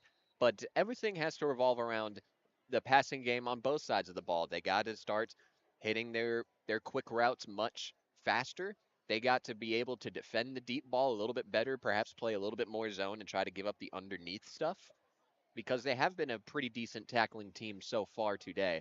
But it really is a matter of both sides of the ball really putting an emphasis on passing and perhaps maybe putting some pressure on Brady Goodman and the Mountain View Toros quarterback. Try to make him make some pretty difficult plays like how they were doing in that second quarter. Definitely, and we've seen Goodman dominate on the ground and through the air today. So it'll be interesting to see if Mountain View kind of play a little more conservative and just try to drain the clock, or if they keep this aggressive play style in the second half. Man, we saw a 2-point conversion on the second touchdown of the game. If there is such thing as sportsmanship, that's probably not it. So there is an expectation that they go ahead and continue to be the aggressive team that they have been all season long. Definitely. And this 4-1 top 10 ranked team, they're looking as dominant as ever today. And as of right now, who do you think has stood out the most to you on either side of the ball for Mountain View? Yeah, it starts with Brady Goodman being able to make plays with his legs, as we talked about. But the throwing accuracy and the precision on those passes, the velocity has been extremely impressive. And it's something that, as they're getting ready to kick off here, and I'll let you take over that. And it is, yeah, another touchback here as the Toros take over on their own 20-yard line. Second half underway here in Mesa. But yes, Brady Goodman and his throwing ability has been lights out all day long. And his connection with Galaviz today was something that it's expected, but I expected a little bit more of Arnett and Sumko to be featured, and Galaviz having the moment today has been a really nice thing to see, and it proves to the amount of weapons that they have on this offense that they can feature. Definitely here. And now 1st and 10 for the Toros on their own 20-yard line. Up 36-0. Quarterback Brady Goodman looks to begin this first half first team.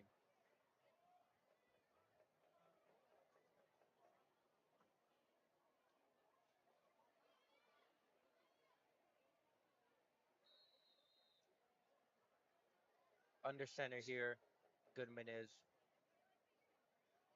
And Goodman hands it off here to Bodley. Bodley, wide open hole. Bodley to the left side of the field. And Bodley And he stays is still up. Bodley is finally dropped. Flag on the field. He is inside the 35-yard line. We'll have to wait and see what that call is. Flag on the play. Yeah, I'm going to hold off on my analysis here real quickly as we wait on this penalty call. It looked like perhaps it was a horse collar tackle, but we're just going to have to wait and see there. An incredible run there. Wide open hole there for Bodley, and he just exploded. And being able to break the tackle there as well, being able to put on the moves, turn on the jets. Personal foul, face mask on the Warriors. And As that it is does. a face mask. It is. Oh, face mask. Okay. And that's a costly one if you are Westwood. Maybe it perhaps puts the nail in the coffin, but we do have to wait and see just a little bit. But so far, this Toros offense, we talked about Goodman, and we're completely forgetting about Bodley, who has continued to make plays over and over again. Definitely, Bodley's playing incredible. And this offensive line really is playing incredible, having wide open holes open for Bodley down the middle. And now the Toros have it 1st and 10 inside of Westwood's 25-yard line.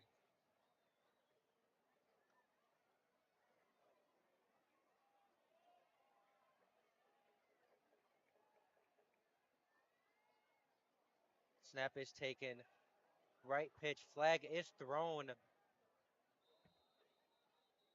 Flag on the play. And that is Dominic Gerard there with the carry. Hold on the Toros. Looks like a holding call is going to bring them back 10 yards here. Yeah, it looked like that was it was on the right side of the field there for the Toros, being able to try to create some space for Gerard, the running back coming in place of Bodily. But an unfortunate mistake right there, and I think, now correct me if I'm wrong, that might be the first penalty on the Toros that's not a false start. I think you may be correct there.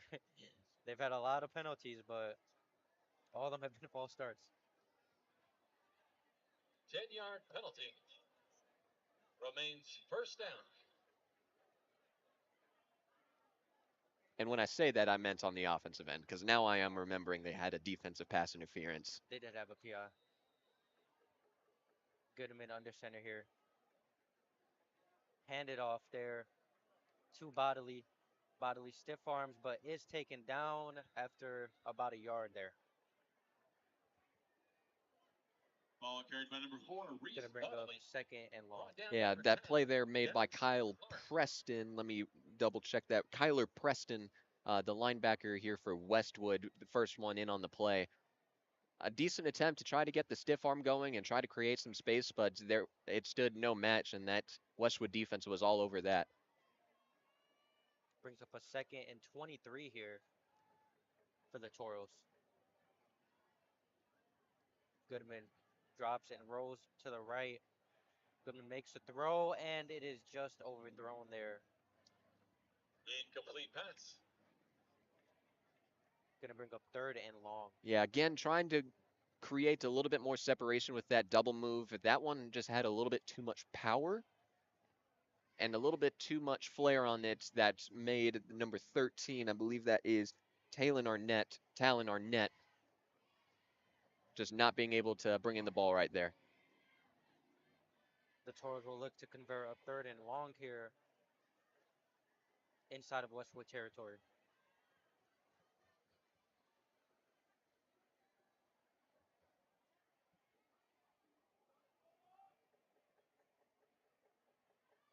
Goodman in pistol formation.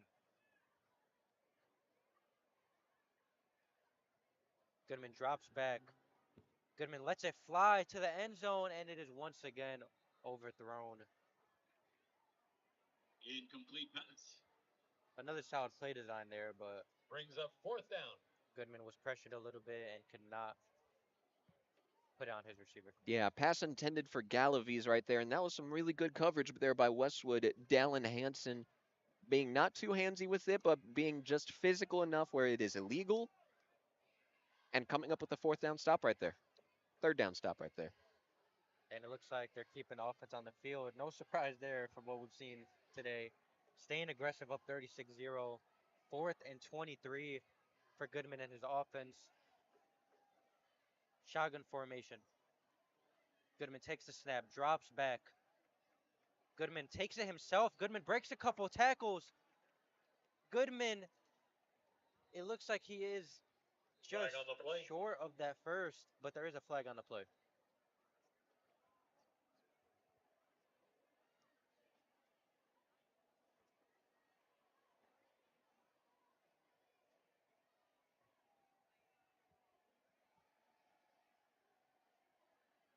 Still waiting on that penalty there, but again, it's the ability to create with your legs, it's improvisation skills, it's instincts that Goodman has possessed and something that he has done all game long.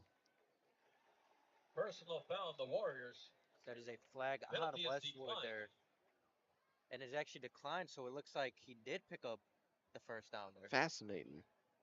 I thought he was a little short, but just an incredible play by Goodman on a 4th and 23. Yeah, perhaps not the play design that they wanted to go to. I did see a couple of deep routes on the outside, but perhaps maybe that was used as a decoy to go ahead and create the open space necessary for him to scramble and create a play for this Toros offense. You were talking about Madden earlier. That's definitely something I would do in Madden. 3rd or 4th and long, 4 verts, and I'm running the football on my quarterback.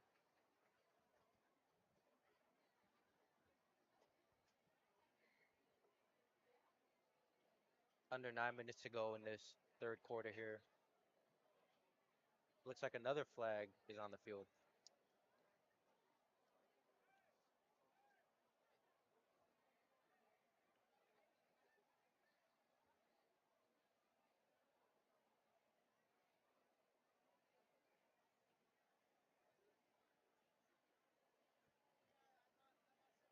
It looks like another personal foul called on Westwood, but the Toros are coming back. Personal foul, 15-yard penalty. I won't lie to you, I thought we just relived the same thing that happened from the last Fourth play, down. but Yeah, I think that's exactly what happened. I'm not sure. It looks like it's still fourth down here, 4th and 7. It doesn't look like that personal foul gave them the first down. and perhaps he didn't get the first down on that play either. Regardless, it's a 4th and 7. We'll keep it going. Goodman drops back on 4th and 7. Goodman makes the throw, has an open receiver caught. Touchdown, Toros. And that is Talon Arnett once again with the touchdown reception. Yeah, we continue to talk about that duo, that connection all game long. We talked about the duo of Goodman and Arnett pregame, and it is clicking on all cylinders once again. The touchdowns continue to mount up between Goodman and Arnett. A 42-point lead right now. Down to hold number 13, Talon Arnett. As the Toros line up the extra point here. Snap, hold, kick is perfect. 43-0 here. 8:20 left in the third quarter. Point is good. I know we've asked this a couple times, but Westwood, they just need to get on the board and build some confidence here, don't they? Yeah, we're at the stage of the game where they perhaps have to find some things that they can take into the next week. Find something that can work against a really good team like this and see what happens in another week. But right now, it is all about confidence rebuilding and trying to regain some momentum that they had in the last couple of weeks where they had a really good start to the season where you take a look at a team like Westwood, where they were 3-7 in head coach Brandon Large's first season, 2-8 last season, and coming off of a really nice start for this season. They just got to regain their confidence with these next couple of quarters so that they could get back on track to what has been a good start of the season for them so far. Definitely here. And Mountain View look to kick off. Gerard doing a lot of kicking off today.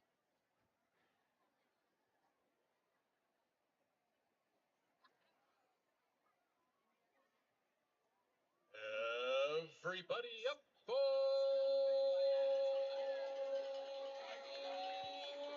kickoff. And it is kicked off. Looks like another touchback. Westwood will take over at their own 20-yard line. Kickoff sails into the end zone for a touchback. Warriors will start their drive on the 20-yard line.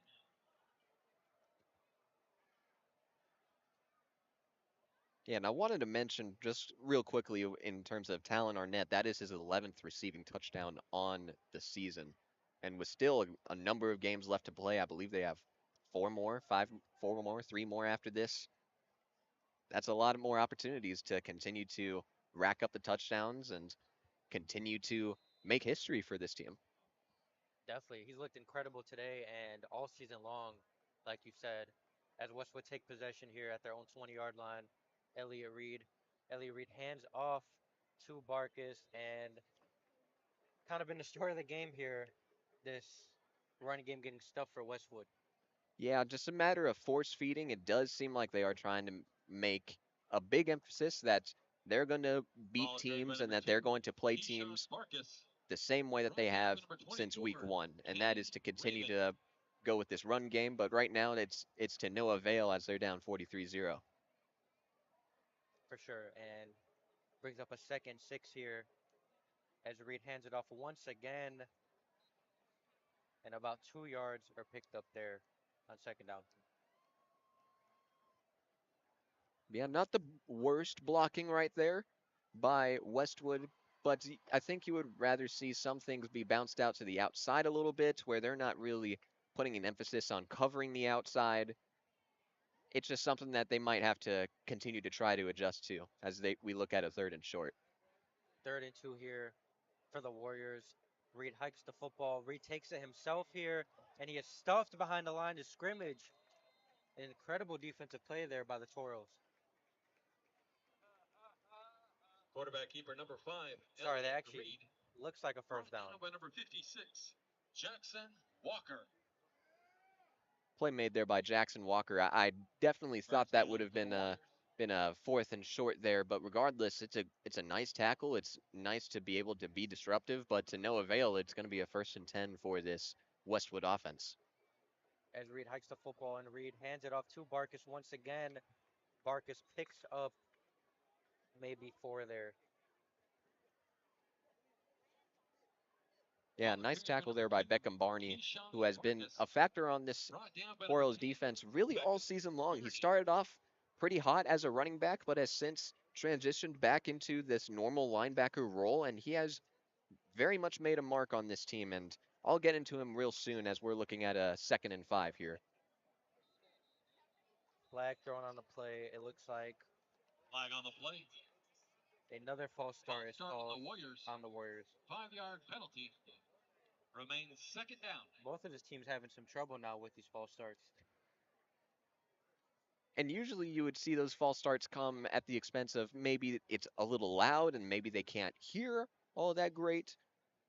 But that's not been the case, at least this quarter. I think we're all understanding of what each team is doing right now, and it's really no excuse at this point for these false start penalties to continue over and over again. Definitely something that both coaches will emphasize to their team after this one. Brings up 2nd and 10, under 5 to go in this 3rd quarter. Reed takes the snap. Reed fakes it and throws. It is caught there by his receiver. Pass complete to number 7, Nicholas Montano. That is Montano there. Brought down by number 21. Yeah, finally getting their leading receiver back into this game plan. It's something that they perhaps should have done earlier in the first half, but it's nice to see him go ahead and make a quick play right there. 3rd and 5.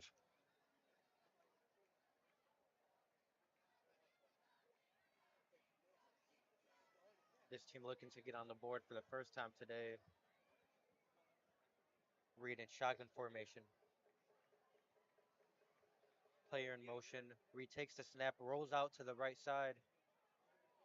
And he is blown up.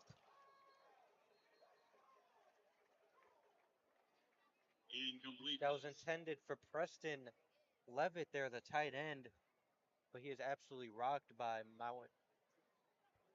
Yeah, Cannon Rabin there with the pass breakup, with the big tackle right there. Again, you like seeing these corners and these safeties go ahead and make some big time plays like that, where you would perhaps expect a linebacker, maybe an edge rusher to make a play like that.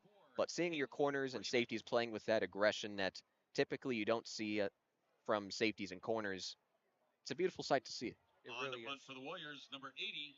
And seeing them play like that, up 43-0, this team isn't taking the foot off the gas on either side of the ball. So definitely look for them to keep extending this lead here with just 3:13 left in the 3rd quarter. So it looks like a timeout was called there by the Toros, perhaps going over some formations.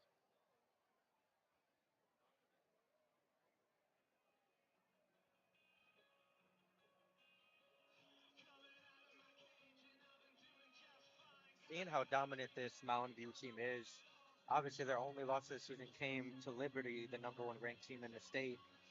Do you think this is a team that can compete down the line with a team like Liberty and some of these other teams that rank at the top? Absolutely. I mean, they go ahead and they play some pretty incredible ball. I mean, I was calling that game over at Liberty, and you were able to tell that there was a level of mental toughness that comes from this Toros offense, from this Toros culture. Really, you could tell that this is a really well connected group, and when you're a connected team, you're a dangerous team. As Westwood look to punt once again here, down 43-0. And it is a fake punt. And a couple tackles broken there, but it does not look like that was converted. Ball carried by number 8, Braden Gonzalez. Brought down by a plethora of Toros. We were just hearing over the PA just saying that the Westwood offensive player got taken down by a plethora of Mountain View defenders, and that's putting it lightly. They have been swarming the ball all game long, and that fake punt was not fooling that Toros special teams at all. First and 10 Toros back in Westwood territory. This offense has had great field position really all game long, and it looks like Brody Snyder is now in at quarterback. This team getting their second unit some playing time. Yeah, Brady Goodman done for the day, as we'll let you call this play right here. And the Toros are stuffed there for no gain, as the Toros will like to see something out of their senior quarterback, Brody Snyder here. Yeah, Snyder has had a couple of snaps so far. He's only had 19 yards on one completion this entire year, but still being able to get out onto the field as a senior, being able to continue to leave a mark regardless of whether you're starting or coming off the bench. I know that it must feel really great for him to be out here this early. And that is Snyder there. Snyder takes a snap himself, and Snyder breaks through, and it looks like he's gonna be just brought down inside of the 10-yard line. Snyder fooled me there. It's a great play by Snyder. Again, it's a matter of trying to make a play, trying to make a name for yourself at the tail end of your high school career, and he goes ahead and makes a big play right there to get them in first and goal. And that is first and goal here inside of Westwood's 10-yard line. Snyder under center.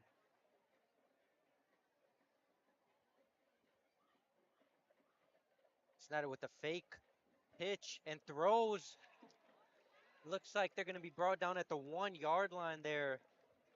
An incredible play call there. 27, Sean Mangerfer, brought down by number 11, Tyler Preston.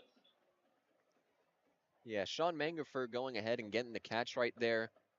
Haven't really called his name all night on the receiving end at all, but him getting some run right here, being able to make a play right there. So close to that touchdown, but they'll be spotted at the 1-yard line on this second and goal. Under a minute to go in this third quarter, and it is a QB sneak.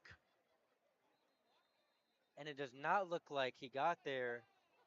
Great defensive stop by Westwood. It's going to bring up third and short from the goal line. Yeah, again, another play where we see quarterbacks try to go for a sneak and the defenders get low with him and shadow him the entire way. A very nice stop there by Westwood, but it is still a 3rd and 1. It is, and it looks like they're going to take it to the fourth quarter here, up 43-0. This quarter break is sponsored by the Adams Agency Insurance.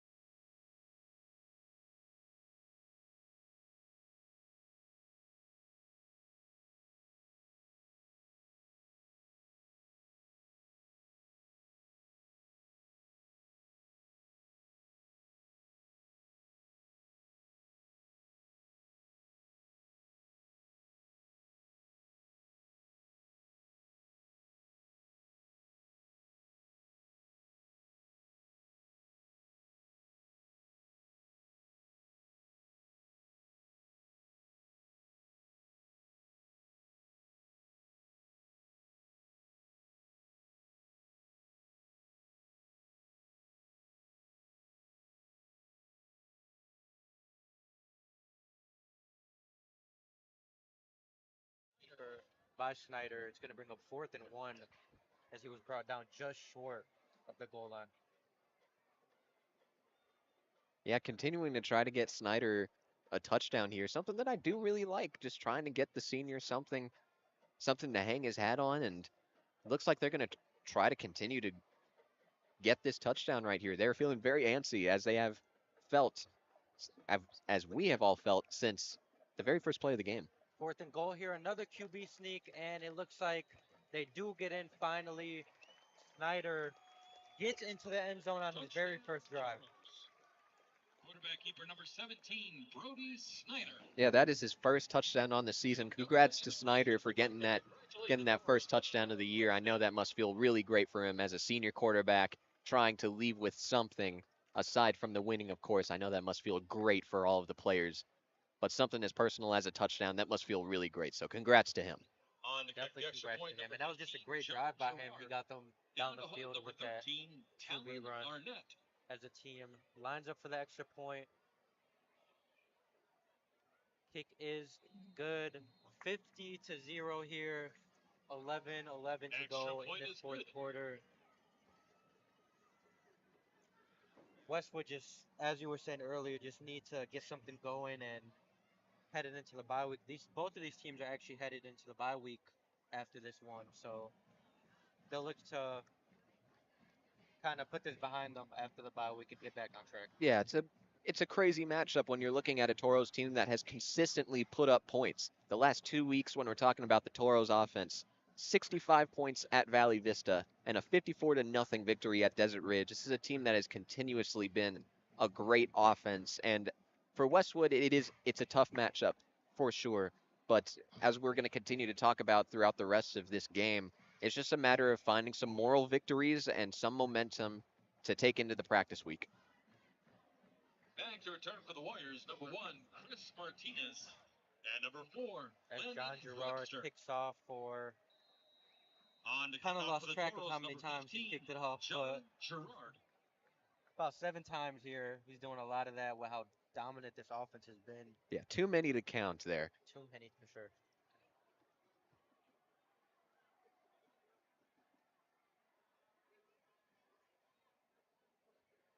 As it is kicked and returned by Westwood. Incredible coverage there by Mountain View as Westwood have brought down at about the 15-yard line.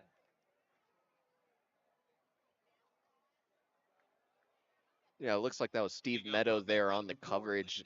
It's something that it is an underrated part of the game when we're talking about special teams and being able to stop big plays and quick plays like that, especially when you're in a close game. You don't want the coverage to be busted so that it's a favorable position for the opponent.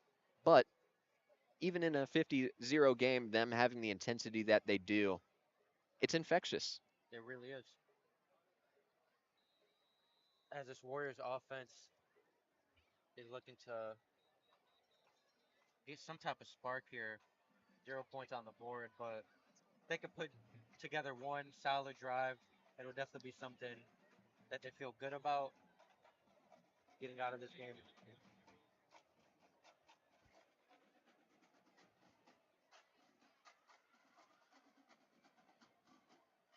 As Reed takes the snap and hands it off there. Nice. Couple broken tackles there. Looks like he picked up the first. Ball carried by number 34, Nate Willis. That is Nate Willis. Brought down by number 28, Nicholas Sosha. As they move the chains. Yeah, as they're getting quick, I can't even give analysis on that play. Another hand up to Willis. They're kind of changing it up here with Willis in the backfield. Yeah, Willis had finally gotten some run last week. He got 8 carries for 25 yards, really contributing to a really good running game that this offense has established in the last couple of weeks. And it's nice to see them continue to move the chains and make plays. Reed in shotgun formation. Reed hands it off once again to Willis. And Wilson brought down after maybe 2 there. Ball carried by number 34, Nate Willis. Yeah, it's been a lot of north-south running when it comes to this Westwood offense, and it's probably been to a fault when you take a look at this Toros defense, anticipating these runs really nicely. And regardless of some of the bigger plays that Westwood has made, it seems like Mountain View has had an answer every time. Definitely as he takes the snap and hands it off. But once again to Willis. Willis picks up the first. Willis flashing some explosiveness here with his first couple of carries. Carried by number Second 34, first down Nathan Willis. the drive. Brought down by number 20, Amari Thomas. First down for the Warriors.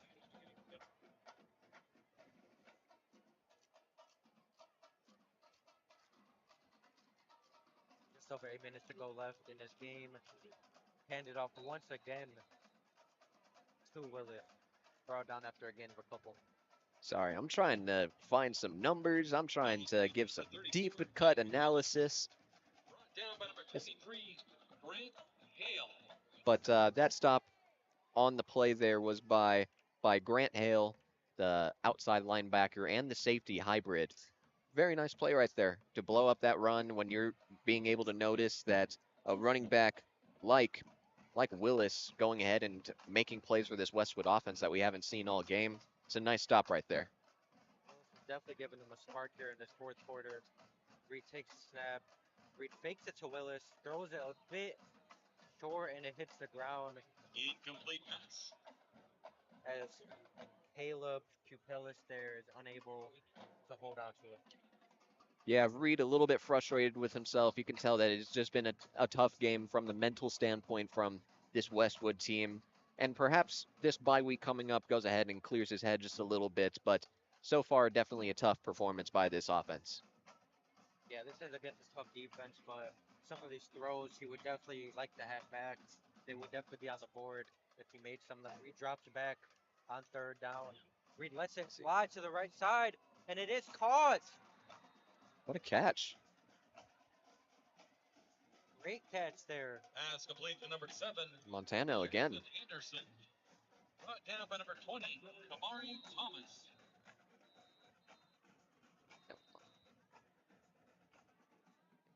That was Official Montano there timeout. with the catch. Yeah, and it looks like there was an injury right there from the guy that I was covering Montano, and we'll veer away from that. But again, a nice play there by that Westwood receiver, Montano, getting him involved into the offense, which is something that we haven't seen most of today's game. So very nice play by Westwood. Lily Pippin, Katie Shoemaker, Allison Padilla. Under 7 minutes to Team go. doctor is Dr. Chuck Peterson. That was just an incredible way to track the ball there and come back to it by Montano. Yeah, backpedaling, it's not an easy thing to do, especially when you're trying to keep an eye out on the ball and make sure that you're not stepping out of bounds or already out of bounds. So it was a nice adjustment and a nice little lob pass to give Montano a position to succeed. Definitely. And I wanted to ask you one question. It's definitely off of the broadcast, but I don't see the shot clock anywhere. Are you able to find it? I do not I see see it. I see the game clock at 6:44. I'm not sure they keep it here. I think the refs just keep it I've on just the field. I've just noticed, at a lot of games that I have been to, there's a big old shot clock, maybe near the end zone. But seeing one not here is strange from my perspective. I'm sorry. I wanted to get off topic just to ask that No, question. yeah, that's a great question. I don't see it anywhere. I'm not sure how the team is keeping track of it, but they don't see it either.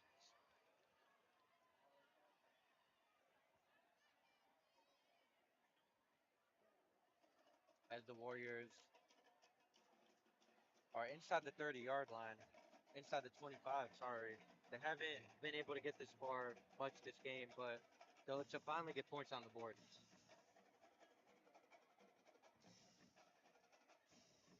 Just wanted to say that it's really nice to see that Toro's defender be able to come up and still be able to put some weight on his leg. Definitely wishing the best for him. First and 10 here for the Warriors.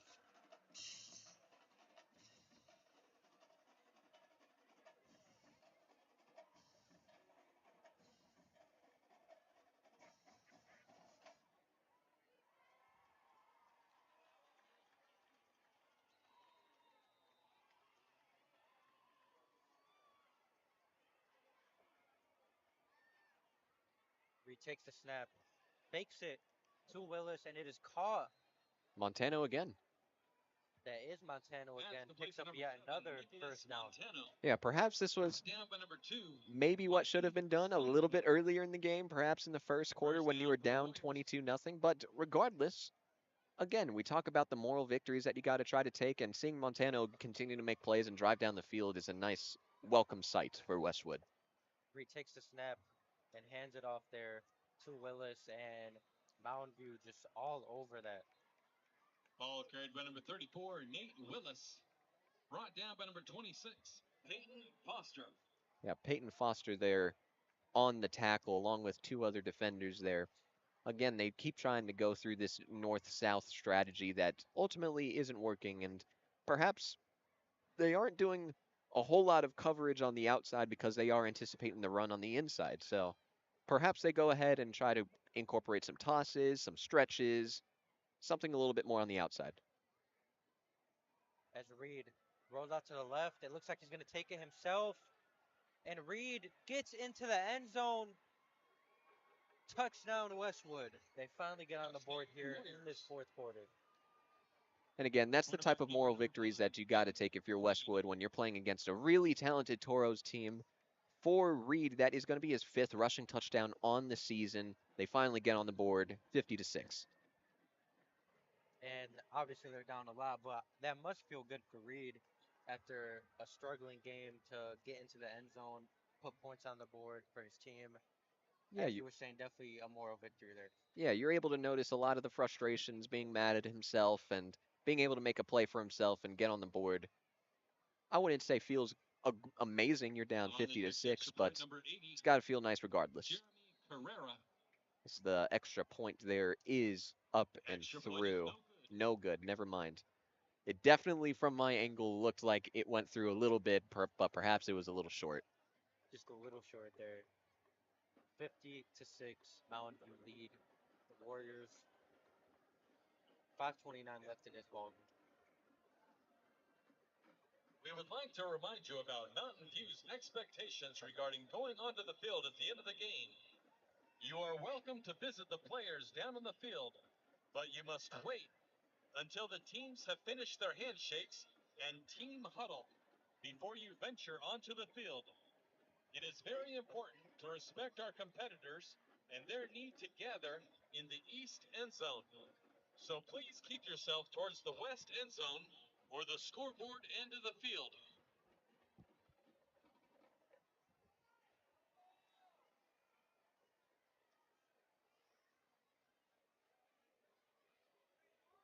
As Westwood looking to kick it off. Only for the second time today, I want to say. Back to return for the Toros, Yeah, perhaps the second time of the day they get to kick it off, but it must be nice for the kicker to get involved a little bit. Getting a little action here. So we are getting the running clock here. I actually just noticed. There's been a couple of moments where we've seen games like this and there not be any running clock, but it is going to make this game finish up a little bit quicker. As Mountain View, a solid return there. They get across the 40-yard line. Yeah, that was by Arnett there. Kickoff brought back by number 13. Westwood actually had a running clock last week. I was calling the game, but in their favor, they played against Dobson, and they were actually up 48-0 in the first half. So this team put together a dominating win last week, and now they're on the other end of it here. And there's no shame in that. Mountain View is a great talent. It's a talented school with talented players. Something that you can't be too low on, considering the competition. But again, a nice return there by Arnett. A very nice shoestring tackle there by Westwood to be able to stop a play from getting a lot longer. Ball is handed off. Open hole there, and Mountain View explode. They get inside of Westwood's 40-yard line. Ball carried by number 36, Coy Bodley. That is Coy Bodley. Getting some run. It's nice.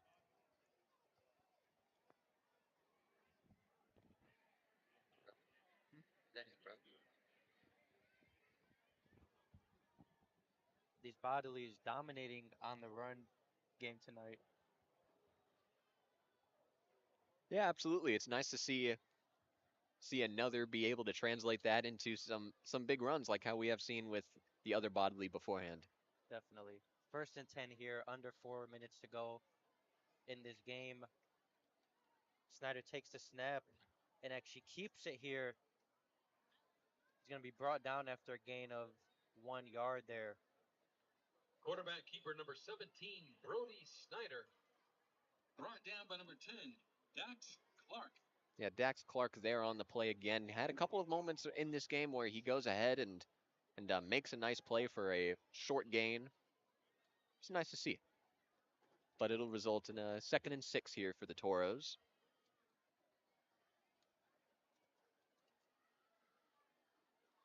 Snyder in shotgun formation with Bodily to his left and a run to Bodily. Not going to pick up anything there. Yeah, perhaps running the clock at this point is what they are trying to do. We are counting down at around 2 minutes, 36 seconds and counting. It'll be a 3rd and 9 right here. Brought down by number 14, Cooper Kick.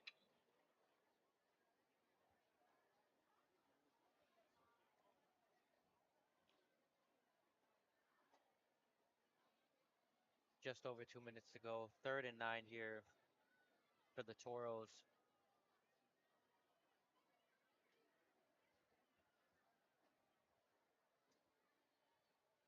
Snyder in shotgun formation. Snyder takes a snap, drops back, and throws, and it is caught there by his receiver. Pass complete to number 15, John Gerard. That is John Gerard. Hey, Brought down by number John 12. Gerard.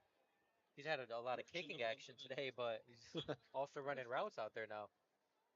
And you may as well, right, with the last couple of minutes here, as we are trying to take a look at Gerard. Remind me, which Gerard is that? That would be John Gerard. That will be his first catch of the season, it looks like. Yeah, he's typically So picking the ball congratulations to up. him. Definitely. 4th and 3 here.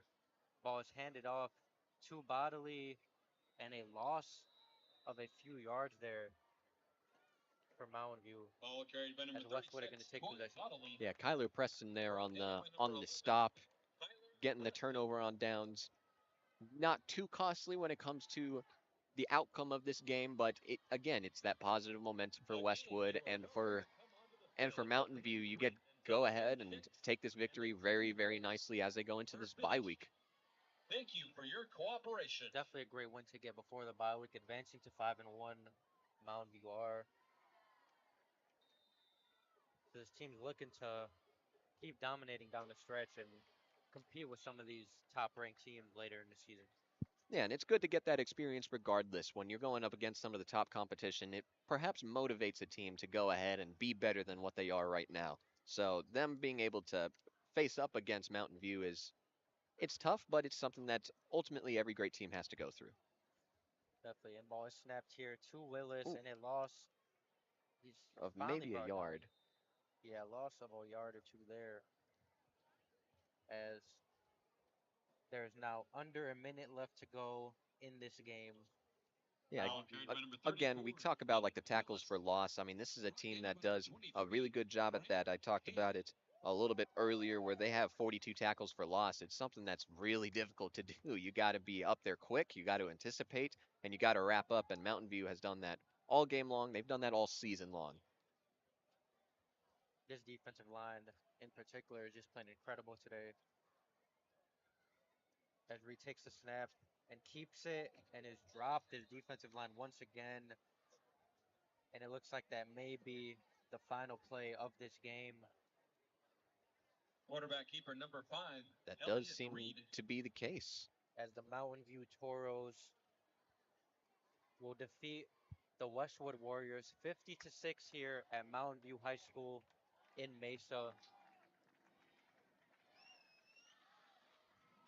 Thank you guys for tuning in to the Varsity Sports Show here. I'm Saleh Awad.